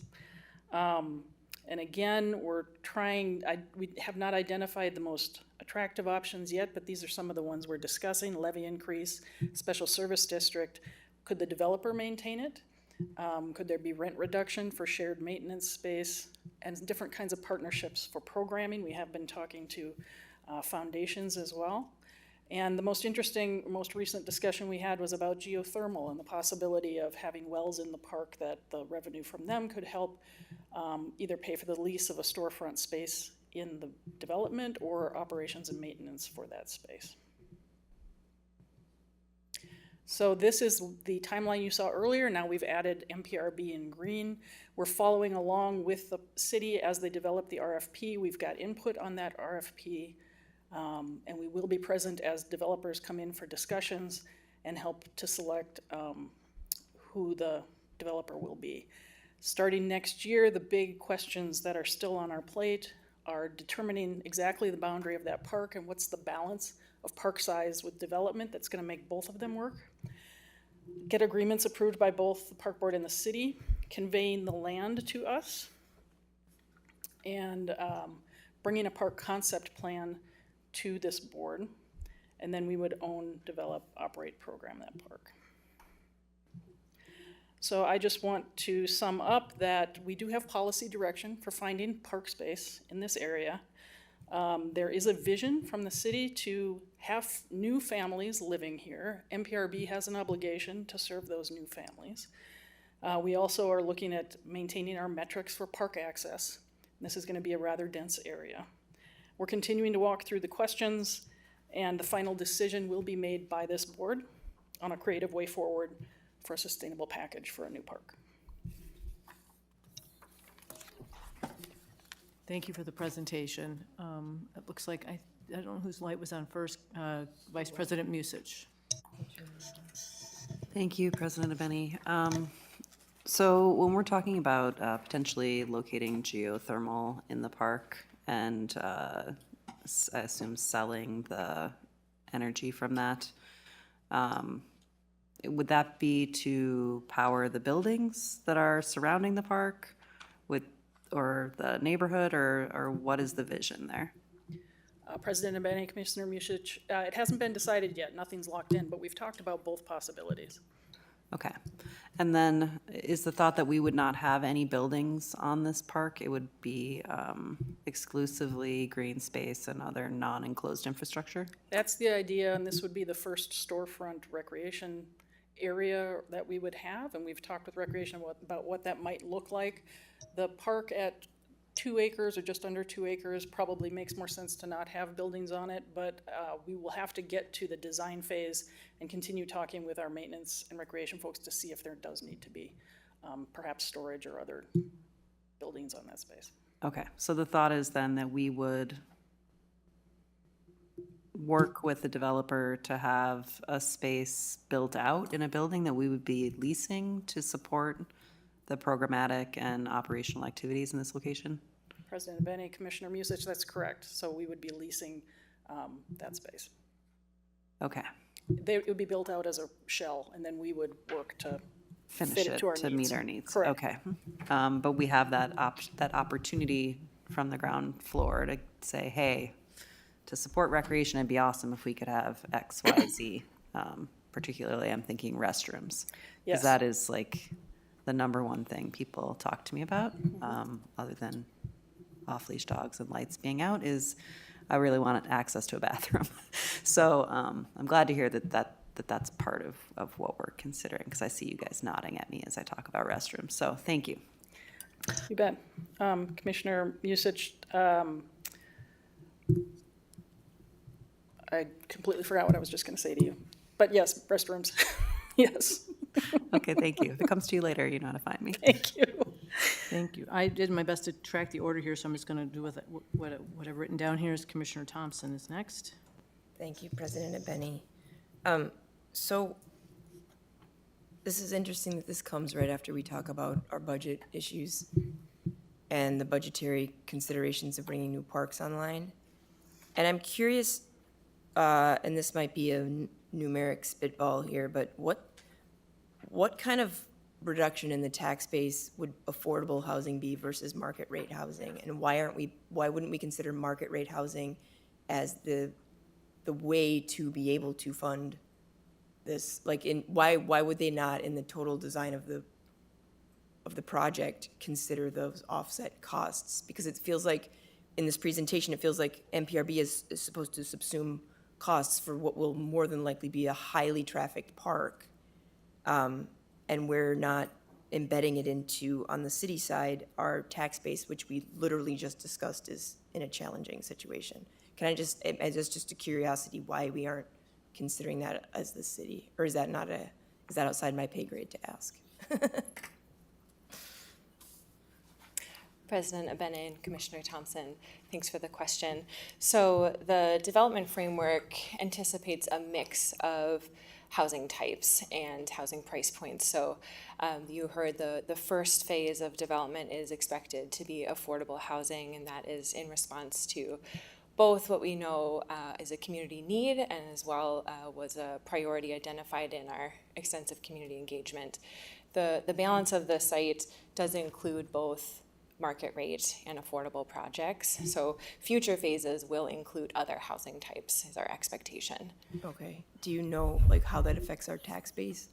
Does like affordable versus market rate? Because I would assume market rate brings in a bigger tax dollar amount. Am I correct in that? You are correct that there are different tax rates that apply, but beyond that, I would be outside of my realm of expertise. Perfect. I just figured, thank you. I really appreciate you just trying to reverse engineer that. I think this is one of the problems that I see that we face, and this is not your fault, but just in general of not thinking of the totality of our city in comprehending how we pay for things. And a lot of it has to do with how we decide to build out the spaces that are coming online. So I appreciate that very much, and I don't know how, like, I'm just seeing it like Upper Harbor, Graco, we struggled to get funding for that. We've got North Commons coming online, and now another new park, so it's great. I love that the Kmart is gone. Anybody who grew up in Minneapolis is excited about the idea of Nicollet coming back, but those are concerns I have, so thank you for your presentation. Commissioner Forney. Thank you. I feel like I have the wrong hat on. I was on the original Midtown Coalition, whatever it's called, Downtown Coalition, anyway. And so I'm very, very excited about whatever connections are going to be happening. So are they actively in the conversation with all of you as far as the connection and how that's going to show up and that it's seamless and safe? Does anybody know? President Abene, Commissioner Forney. I think the connection you're talking about is maybe the biking and walking promenade. Yep. All right, I can go back to that. So that we certainly do collaborate with our county partners about projects in the area. This is not that area. The mid-block promenade is not something that we've had conversations with Hennepin County about at this point, and is definitely an area for future work to figure out exact ownership of and responsibility for that space. So that is in a future phase of the planning work right now.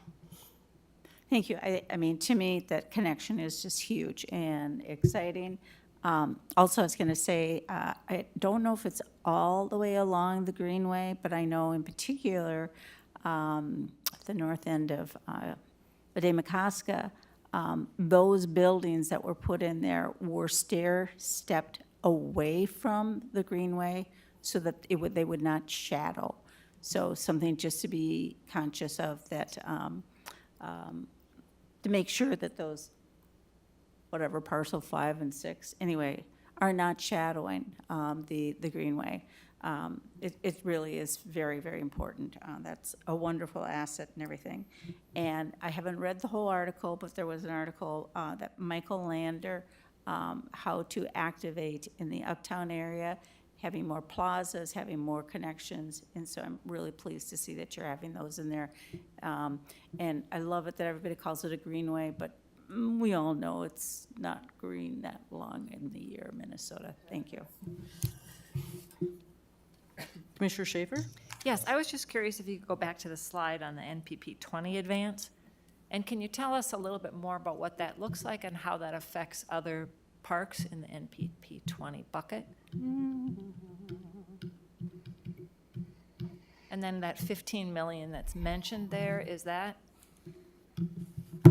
what is that cost going for? Are we building out the lease space? Or is that just to build the park? This is a discussion of our total, President Bennett, Commissioner Schaefer, this is a discussion of our total, as I understand it, and perhaps Assistant Superintendent can say more about this, of the NPP 20 funds that are assured each year. And the idea is that we would simply be advancing $2 million from 31 to 27 so that it could be built in line and in the same time as the developments. We don't want an empty park with a development sitting there or vice versa.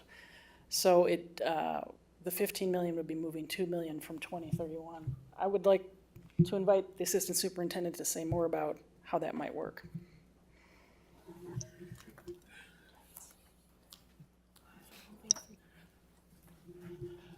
President Benny and Commissioner Schaefer, I think Colleen described it as probably as well as I can. It is a $2 million shift in funding from one year to another. The exact processes we would use to do that, we don't know exactly yet. This between staff, we think it's possible, but we think it probably would require possibly some amendment to the NPP 20 ordinance, which we're sometimes reluctant to mess around with. We'll have to bring details back to you on that. We've been searching as Colleen was saying, we've been searching to try and find a way to get development of the park aligned with the development of the project, including possibly even having the developer build the park so that we can essentially move into a completed park. But we just don't know yet. It's one of those things we still have to work on. Okay, and then if you could speak a little bit more, Colleen, or, to the lease. Is there expectation that we lease? And then what is the financial obligations of that roughly? And then maybe a little bit more background on, as a park system, is that a common arrangement for us in our system? President Bennett, Commissioner Schaefer, the lease to be determined. We're still working out what that could possibly be.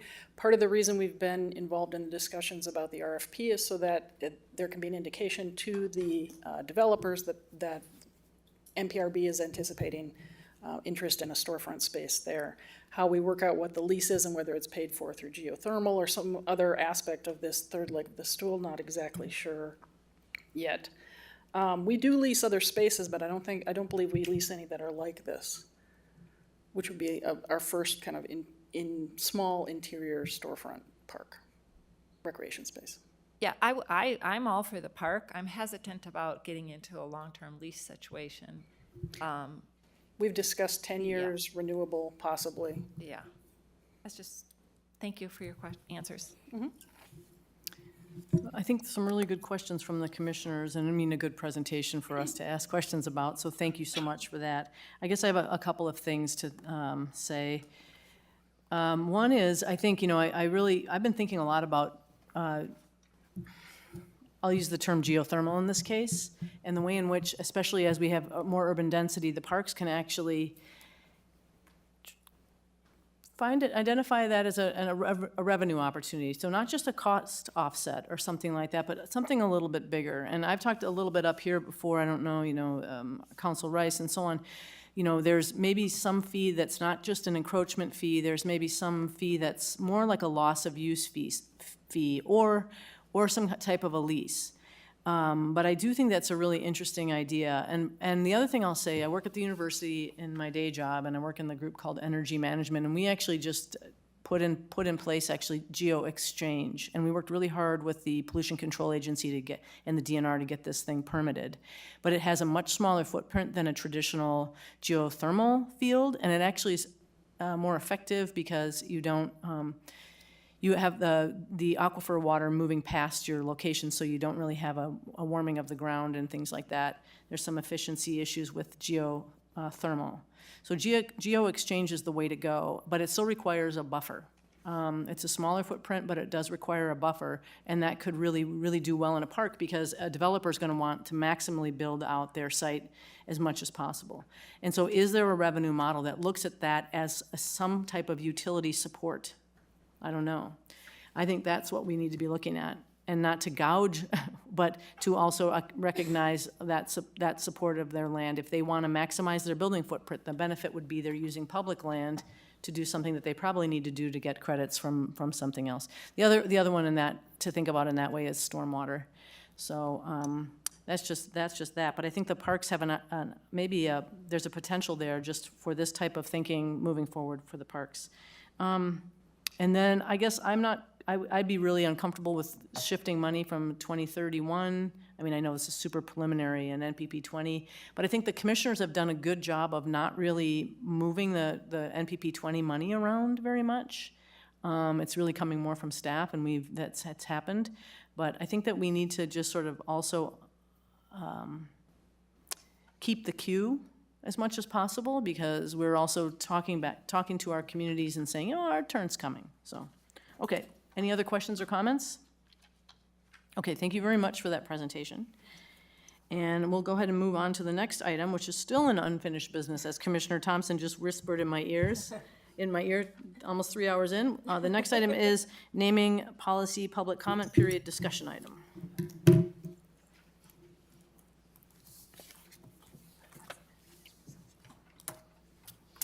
Thank you, President Abeni and Commissioners. I'm happy to bring forward to you tonight the study item that basically lays out some of the highlights of the draft naming policy that's out for public comment right now. It was Resolution 2025-174 that initiated the public comment period. We did launch the policy on September 15th, and we are anticipating closing that public comment period on October 30th at 4:30 p.m. The survey is available that you can use to, comment on the actual policy, as well as the policies themselves are in English, Spanish, Somali, and Hmong. And if individuals cannot review it or comment on it online, they can call our customer service desk and they will provide it. It's also written at one place in the website on text, not as a PDF, so it has the highest level of ADA accessibility in that way. As a board, you've had several presentations from me on the naming policy. A few of you who've been on the board a few times have had even more presentations from me on the naming policy. So I am not going to spend a lot of time going over that, but what I will say is this began as a revision to the naming policy specifically to add naming rights, and we have slowly accumulated more topics to look at as we did this, including removing names, what's the policy around that, indigenous naming, and then making some additional just kind of procedural updates within the policy. Just a baseline reminder, your authority around naming comes from the charter. There's 140 years since that time that have slowly added different constructs around naming and thinking around naming, and this policy takes it yet to a next level for consideration. One thing to pay really close attention to within the policy, and I'm seeing it come up on some of the comments that are coming in right now, is that the policy actually addresses both naming parks as well as park assets, and in some cases, both of them.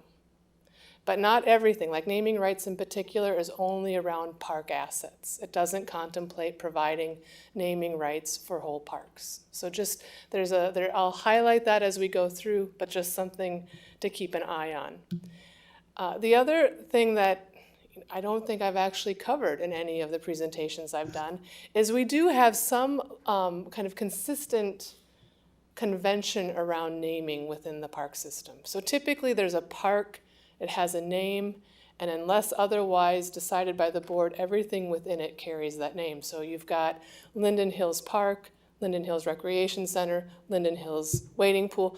Those assets could have different names to them, but unless they are separately named by the board, they just follow that consistent naming. The other thing, perhaps intuitive, that changing the name of an asset does not change the name of a park. That park name is retained unless the board changes the name as a whole. And then in some cases, we have these regional park names like Chain of Lakes Regional Park. Within that, we have these separate kind of park bodies that we think of, like Lake Harriet and Bedé-Makaska and Isles. So there are, in some cases, these multiple namings that happen. Perhaps most consistently, I see the secondary name being used along the riverfront because a lot of those pieces are coming in outside of it. So we typically think of Boom Island versus Central Riverfront regional parks. So just to kind of keep that in mind as we think about naming. The first piece I will just touch on briefly. You earlier this year passed a resolution 2025-39 that established that a nomination would go through committee and full board prior to moving into the public hearing process. That is retained within the draft. Next, it has become more common for us to contemplate removing names as much as we also contemplating adding names into the system. And so in the policy under section 3, it talks about removing names and that it retains the right of the board to remove a name if it is after an individual, a group, or a family, if that individual, group, or family no longer is aligned with the mission and values of the system. It also establishes, the policy also establishes that you'd be able to revoke naming rights of an asset in the event that the individual who it was named after no longer met kind of the values and the mission of the park board, as well as within the naming rights section, we do lay out several things that we would expect in terms of consideration of naming rights. So if these things were to change during the duration of the naming right, I think they would also allow a future board or a current board to reconsider if that naming right is still appropriate. So does it align with the mission? Do we know that that asset actually is a known Dakota site of significance? So maybe there would be a way we would rethink that. Is there a moment we are no longer to commit to the funding and operations of that facility, so therefore continuing to keep the name on it is perhaps problematic? And then things that would likely not even be considered on the outright consideration of naming rights are things that might be related to existing vendors, concessions, contractors that we have, things that would be identified with tobacco or any type of illegal product, things that we know would generate controversy within the system. That's a bit of an overall catch-all that would allow current and future boards to consider whether or not something was worthy of being a naming right. And then current or past litigation. And that one, I think, in particular, could be something that could change over time. When it comes to the process of removing names, certainly there's the alignment that we just talked about, kind of an unforeseen change in that relationship. We also might have a concern raised in writing by the community or perhaps the Dakota tribal nations and communities. And then we've talked about this concept of a 75-year review. So if it's something named after a person, individual, or family, that would start to go into a 75-year automatic review process where future boards would, or current boards would be able to consider those items. We started to model what it might look like to remove a name. We did that most recently at Sibley, where we changed that to the 40th Street Park. We'd actually like to retain that process into policy, because sometimes we might know that the name no longer fits who we are as an organization, but we don't immediately have the new name that we want to add to it. So being able to allow that temporary name in that space might help reduce some of the tension around that existing name. Both the new name and that temporary name would need to be approved by the board. And then the new name could be identified through either a nomination process, consultation, if it was identified for a Dakota name, through that type of a Dakota recognition process that we'll talk about in just a minute. And then again, just a reminder that they would have to be approved by the board. Naming rights. This is the one that we've probably talked the most about at different times within the board. Again, I want to stress that this is just about park assets. There isn't in the current policy. You would have to make that change as we would go through the amendment process to allow an actual park to receive a naming right. This whole concept of allowing naming rights came to us because it continues to show up favorably on our citywide surveys. Every 3 to 5 years we do that citywide survey, and it comes up that there is support for naming rights within those statistically valid surveys. The concept would be the naming right would be the life cycle of the asset. The donor could buy kind of more life cycles by putting into place a reinvestment fund that would basically account for additional life cycles beyond that initial one. There would still be that 75-year review if the life cycle happened to be more than 75 years. And starting to lay out the value of this. So a naming right would be considered at a $500,000 gift, or half of the value of the asset, and that half of the value of the asset really comes into play if the total value of the asset is $500,000 or less, right?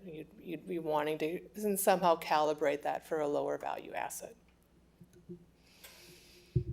A naming right, the request would come to the superintendent. There would be a project manager assigned. They would assure for compliance. The director of finance, who is kind enough to sit in and manage the timer here in a minute for me, would determine the valuation. Compliant requests, so all of those things, those compliant requests along with the donation agreement would come before the board for consideration. And then if approved, there would be the sign fabrication and communications plan developed for that. Indigenous naming, this is relatively new policy language. We've had some conversations both with our Native Parks Council on this. We've had a couple of roundtables that include implementing agencies from the regional parks, as well as meeting with the Urban Indian Affairs Advisory Board. So we've had a few different voices coming into thinking about this. And to begin with, this could be either a park or a park asset. My sense is this one would probably trend a little bit more towards parks and not individual park assets, but both are written into the draft policy for consideration.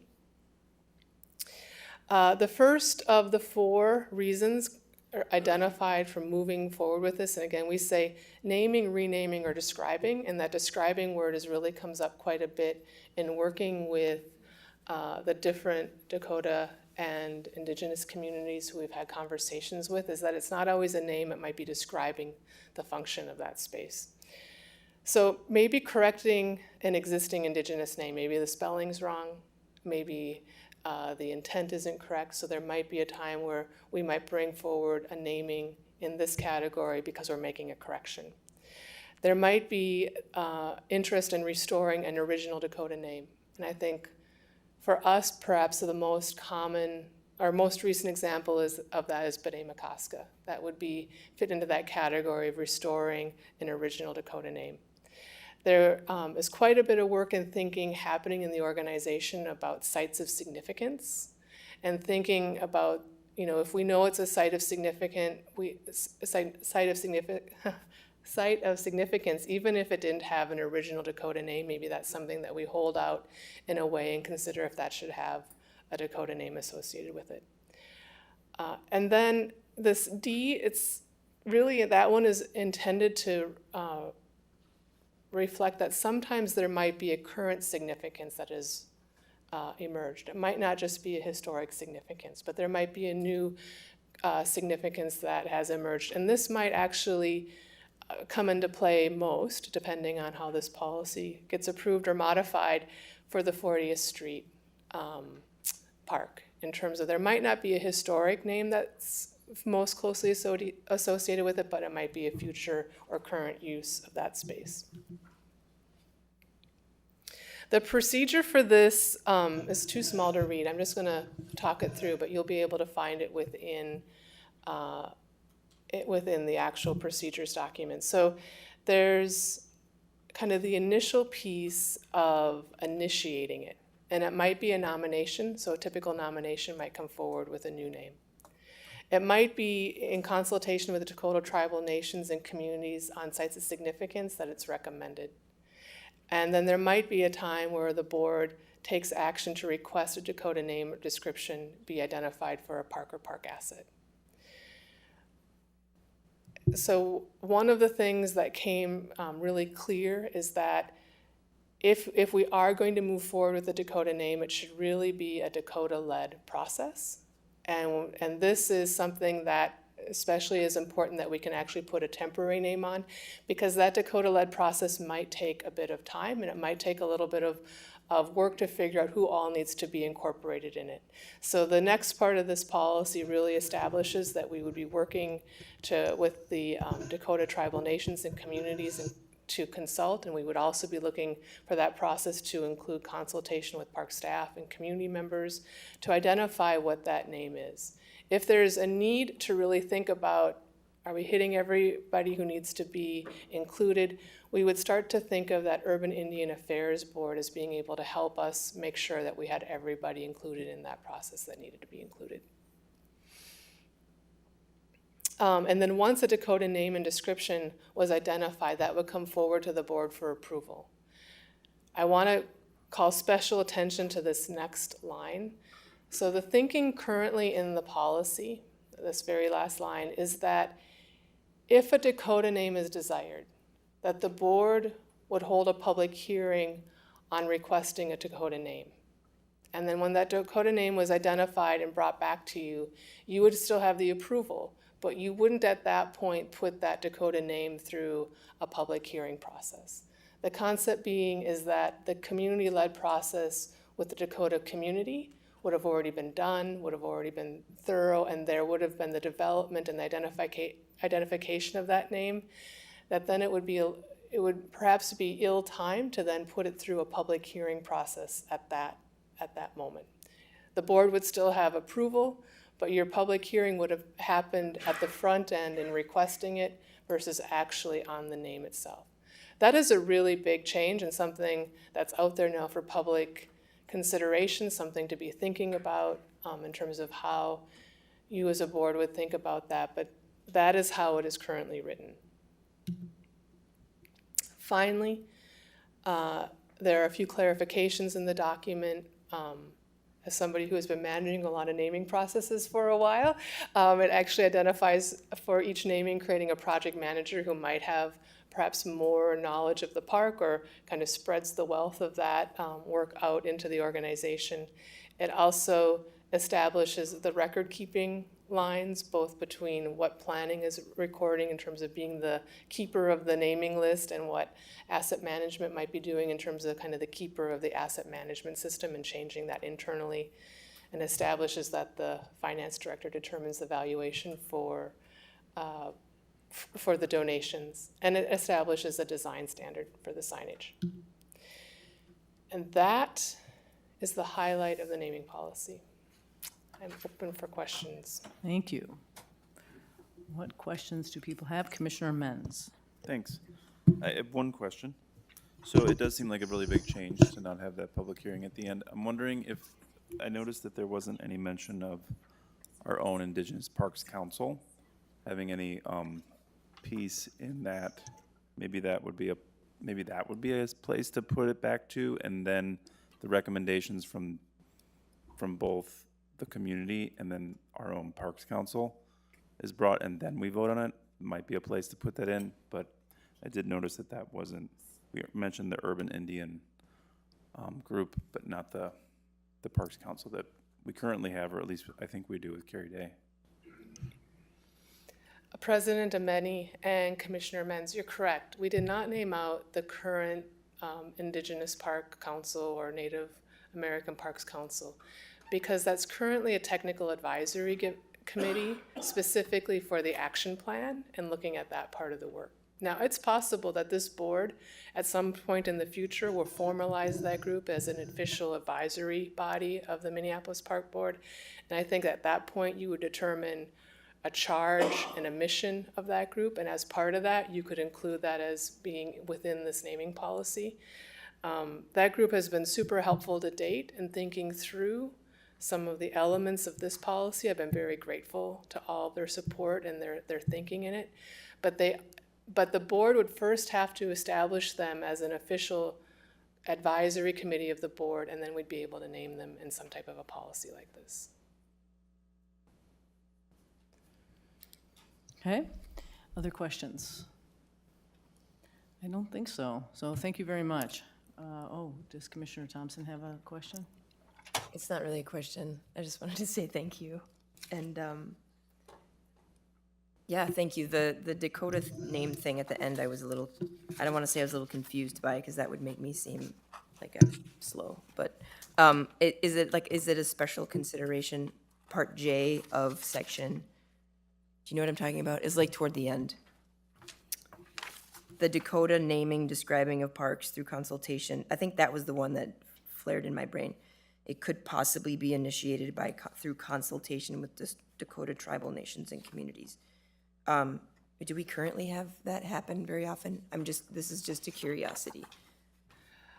President Abeni, Commissioner Thompson, no, this is new. This is kind of looking forward into the future and anticipating that we might have sites of significance. We might need a more directed way in order for Dakota tribal nations and communities to put forward recommendations. And so we're trying to establish that name might come forward in a couple of different ways. Thank you. I would just like to add, since we know I'm on a timetable.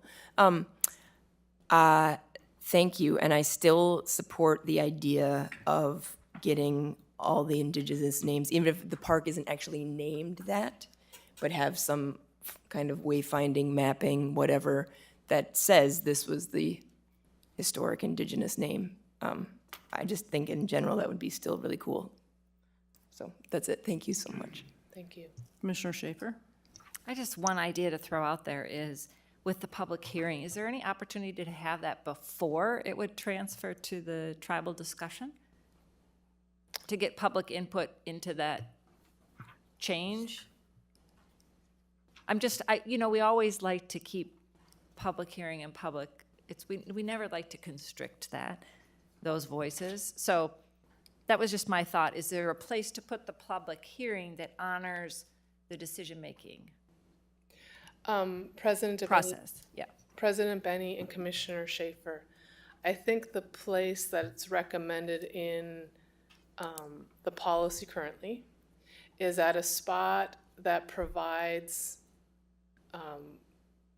kind of the most authentic indigenous process in working with the Dakota community. So when you consider that might take time to work through different conversations within the Dakota community, the public hearing is right now set at the front end of this to direct that there would be a Dakota name. And then you would get to the point where a Dakota name would be brought forward. Yep. And it seemed like at that point to have a large public hearing on whether or not that Dakota name was going to be accepted. Yep.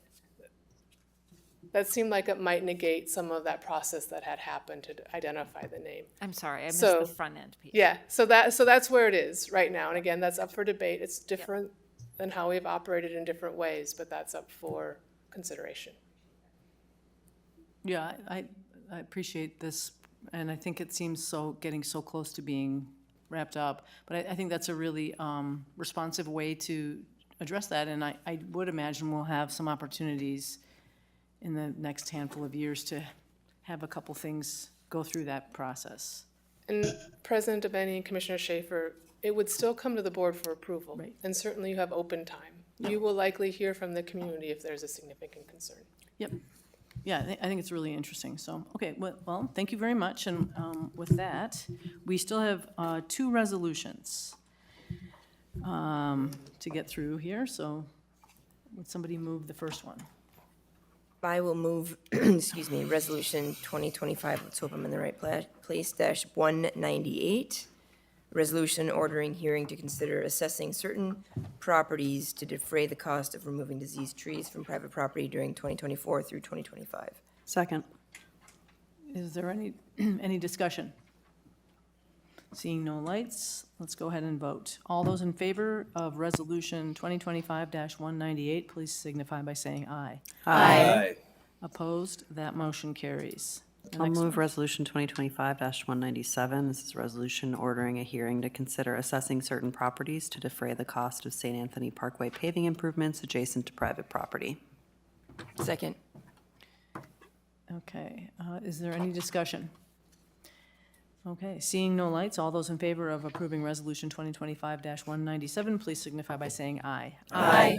Opposed? That motion carries. We move down to petitions and communications, and I'll start with Commissioner Elper. Thanks. Just a few things today. I would like to say a sincere thanks for our neighborhood path, let's say reconstruction or rehabilitation funds.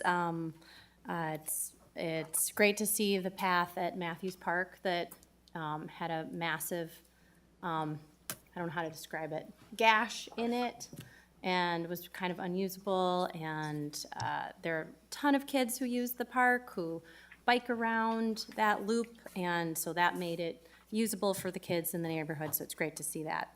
I also wanted to say I thought that Ralph, former Director of Forestry, Ralph Sievert's exit interview comments was very insightful.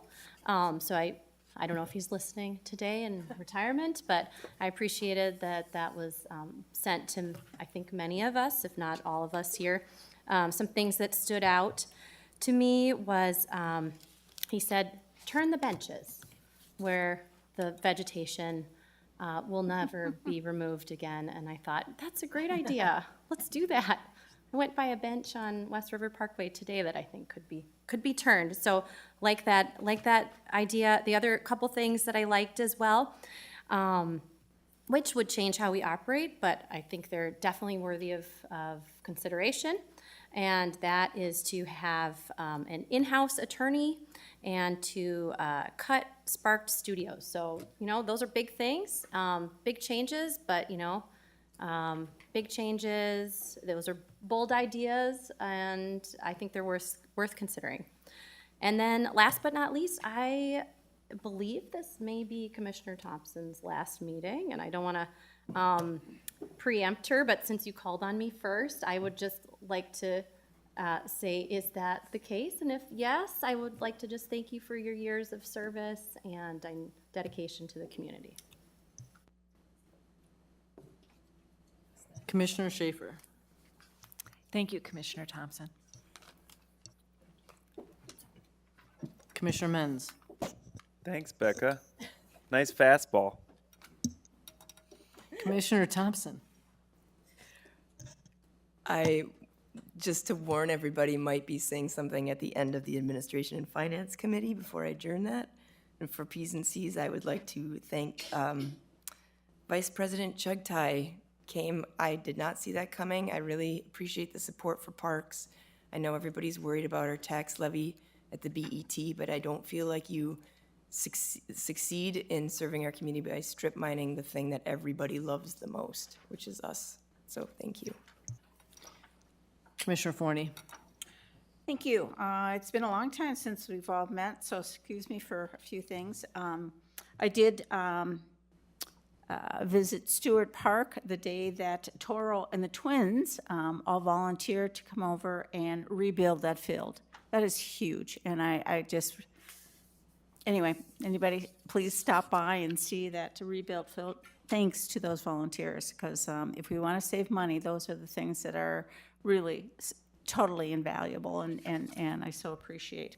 I also attended at Wyndham Park, the bench installation for Carrie Diesick. It's an awesome position that it's in. It's something that I know that she would approve of. I thank Hennepin County Mike Freeman, who was one of the people who coordinated that, and it was a lovely day to honor her.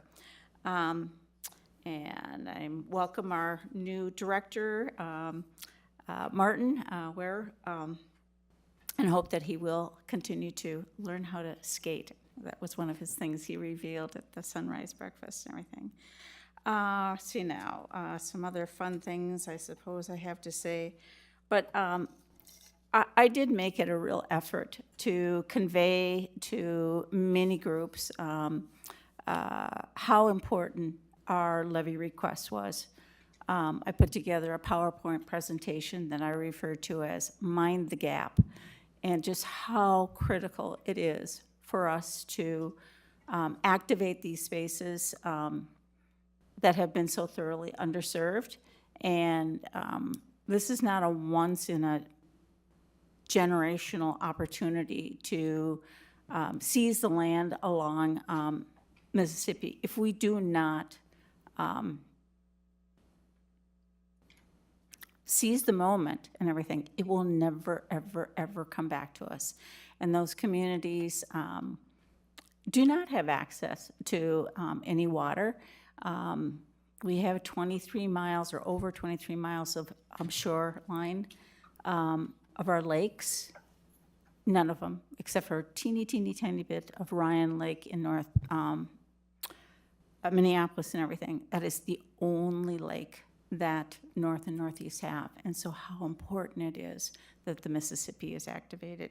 And that's what I've been really conveying to people, why Graco and Upper Harbor have been so critical for us to fund. And I really, really appreciate our president's effort in making that happen. It is really, really a huge hurdle that we have gone over, and I'm just, it's something I've been working on for decades, and I'm just really grateful that it's happening in my lifetime. Anyway, thank you. The last thing I also want to say is that I really appreciate the work of our Assistant Superintendent of Planning, but he is going to be losing his sidekick, Cindy Anderson, who will be retiring next Thursday. So we'll all have to keep Michael on task. Commissioner Olson? Pass. Commissioner Rucker? Pass. Vice President Musich? I too want to take a moment to thank the members of the BET that voted for the amendment to help make sure that we were able to staff our new parks in North and Northeast Minneapolis. It was a real big deal, and I appreciate too that although some votes flipped, that we still had enough votes to pass the full levy amount that included that amended amount for the park board. So to the members of the BET that supported the parks, thank you so very, very much. We really appreciate your support. I too have been very appreciative of the contributions of our colleague from District 2. I am going to be sad to see your face leaving the dais, but I do appreciate you know, the representation that you've brought for the members of Minneapolis, residents that live in North Minneapolis. You've served them well, and I appreciate that work that you've done. I'm going to pass right now. And without objection, I will declare the meeting adjourned. Okay. The time being 8:15 in the PM, I am going to call the Administration and Finance Committee to order. Secretary Ringgold, can you please take the roll? Commissioner Alper, Present. Commissioner Forney. Here. Commissioner Rucker. Here. Vice Chair Schaefer. Here. Chair Thompson. Here. You have a quorum. Thank you. Would someone like to move our agenda? Also move. Thank you. All those in favor of the agenda as it's posted, signify by saying aye. Aye. Any opposed? We have an agenda. Would someone like to move our minutes from September 3rd? Also move the minutes from September 3rd, 2025. Excellent, thank you. All those in favor of adding the minutes to our committee, please signify by saying aye. Aye. Any opposed? Good, we have some minutes. Okay, who would like to move our I'll move first? Resolution 2025-177, a resolution amending the 2025 Capital Improvement Program to allocate $200,000 from the Downtown West neighborhood portion of the Dibble Hornstein Parkland Dedication Fund to improvements at Gateway Park. Yes. Yes, I'd just like to have a very quick, brief overview. Absolutely. Assistant Superintendent Schroeder. Thank you. Chair Thompson, Commissioner, verbal or graphic? I like the graphics. I also like speaking to describe the graphics. Let me just see if I can find it here. I just was curious, in particular, I if see. all of these items in the map would be implemented with that funding amount? So let me just run through this quickly. So for people who don't know, Gateway Park is along Hennepin Avenue, just before you get to the river and crossing downtown, kind of in the shadow of the Towers condominium. This is the plan from the downtown service area plan. It basically, in there, it talks about shelter with seating and talks about it as a pass-through park. And importantly, relative to one of the things that we're talking about is the connection to what used to be Second Street. It's the road, it's the space leading out of the space to kind of the southeast in these diagrams. The diagram here shows the proposed improvements, and they're really focused on a small stage for performance events or movies, providing a small space for storage of some equipment and a staff kind of kiosk type office, providing infrastructure for food trucks, building a ramp to that Second Street, and then adding some tables and seating out into the plaza. So those are the major things. We don't think we're getting all the way through this with $200,000, but at least having a concept plan in place will get us started on these improvements. Okay. Thank you. I just wanted to tell you thank you. I know River Towers and that whole community has been waiting for that accessible ramp for a long, long time. And I know they're thrilled, and I'm thrilled to see at least some of this moving forward. So thanks. That's awesome. Any other questions, comments? No? Seeing no lights, all those in favor of Resolution 2025-177, please signify by saying aye. Aye. Any opposed? That action carries. Who would like to move our next resolution? Anyone? No? I will move the resolution 2025-179, resolution approving the award for a construction contract to Ebert Inc. in the amount of $1,852,000 for the Lupien Aquatic Center changing room renovation project under bid event ID number 3579, pending approval by the City of Minneapolis Finance and Property Services Procurement Division and the Minneapolis Civil Rights Department, and further authorizing administrative use of a construction contingency up to $180,000 for necessary construction change orders that may arise, authorizing the transfer of $290,400 from the 2025 Logan Park Capital Improvement Plan, authorizing the transfer of $325,000 from the 2025 construction contingency balance, and authorizing the transfer of $100,000 in 2022 capital levy funds from the Sioux Line Community Garden Project to this project. Excellent. Does anyone have any questions? I believe they may have been answered off stage about the Sioux Line. Did you, Vice President Misich? I'm not on this committee, so I appreciate being given an opportunity to speak. I too was wondering what the story is with the Sioux Line Garden, because I know we just moved money to make sure that we could reopen that garden. So what's the story there? Chair Let's get Thompson this and story Commissioner Musich. on the record. It is a story. So the board originally allocated capital levy funds to the mall park project. Yes. From 2021 to 2022. I think it was in the neighborhood of about $250,000. When we got to the remediation of Siouxline Gardens and weren't successful in getting a Hennepin County ERF grant, I remember we that. had needed to move funds over there. So we moved the total funds over there based on a recommendation or an action from the board that said we won't spend any dollars at the mall park until we get to the MPP 20 sequence. Got So it. those capital dollars would have just sat there, so, and we can use them at the Siouxline Gardens. We went out for bids for the remediation that we were gonna take on our own. We got very favorable bids and were awarded a contract at $109,000, leaving a significant amount of extra money that wouldn't have been used at the Siouxline Gardens. So there is still money left after the contract to remediate the soils at Siouxline Gardens, even with the transfer of this $100,000 to the Lupien project. Okay, So so it's my a understanding long and was circuitous. that we were not only remediating, but that we were putting back raised bed Correct. gardening plots as well. So That is that correct. also is being funded as part of the dollars that were there? Chair Thompson, Commissioner Musich, some beds will be funded, and the gardeners will also be looking for funds and building their own raised beds. But we provided the parameters for how they would do that as a part of the guidance that we did in the remediation. Okay, I guess I'm still not getting it, but I can discuss it further with you offline. Thank you.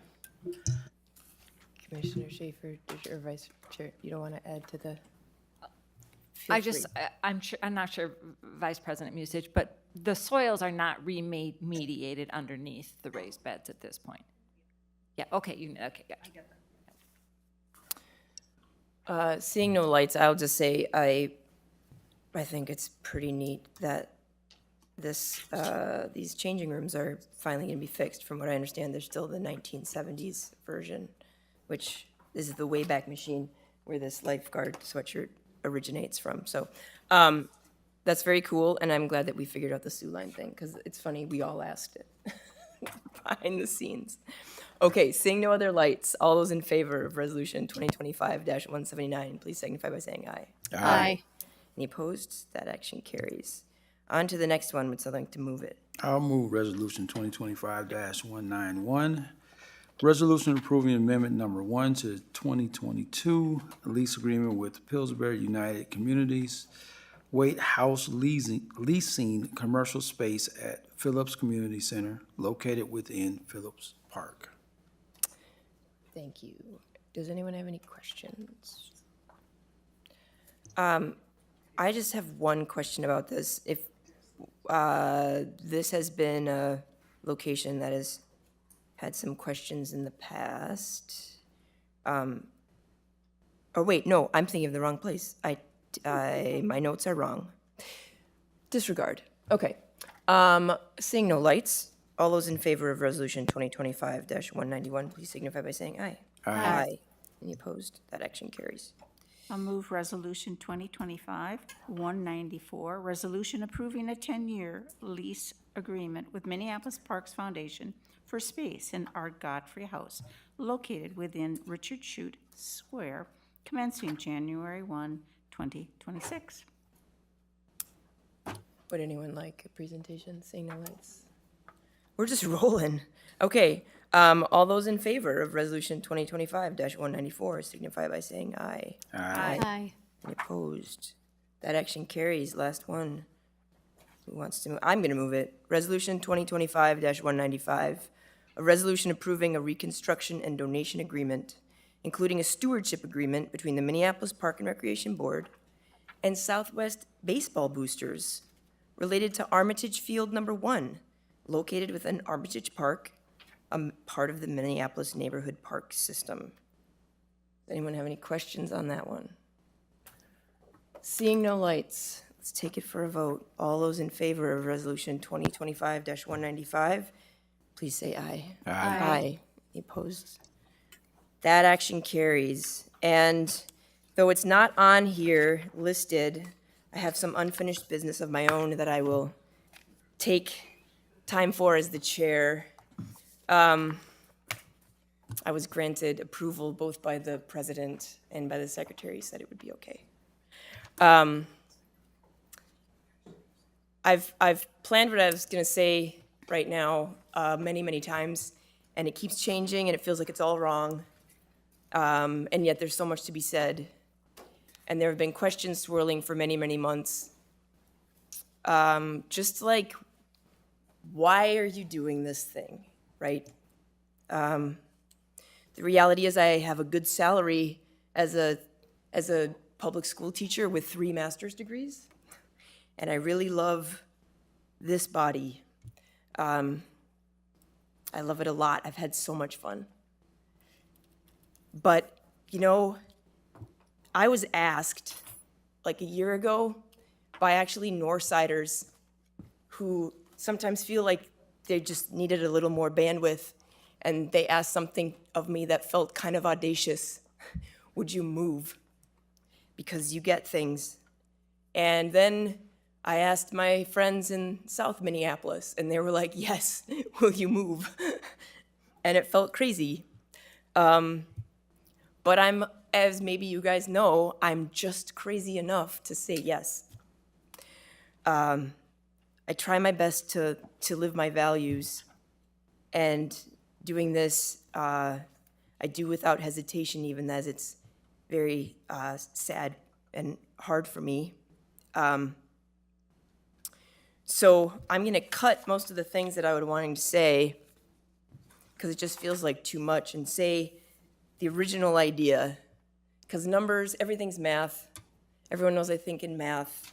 I predicted COVID when I was doing math stuff with kids.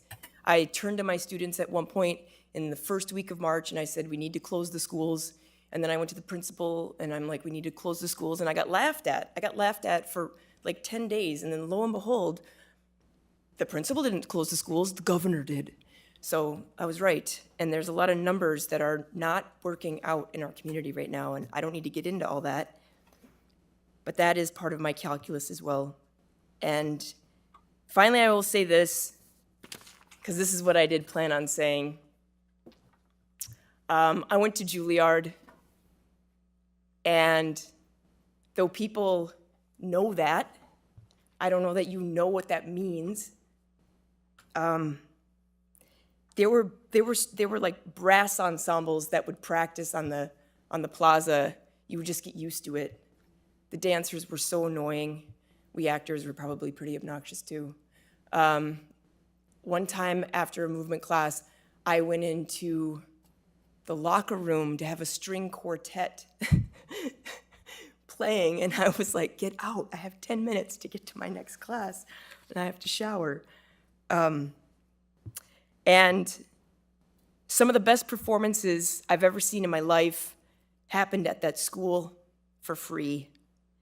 And my roommates, and this is what brings it to it, my roommates were opera singers.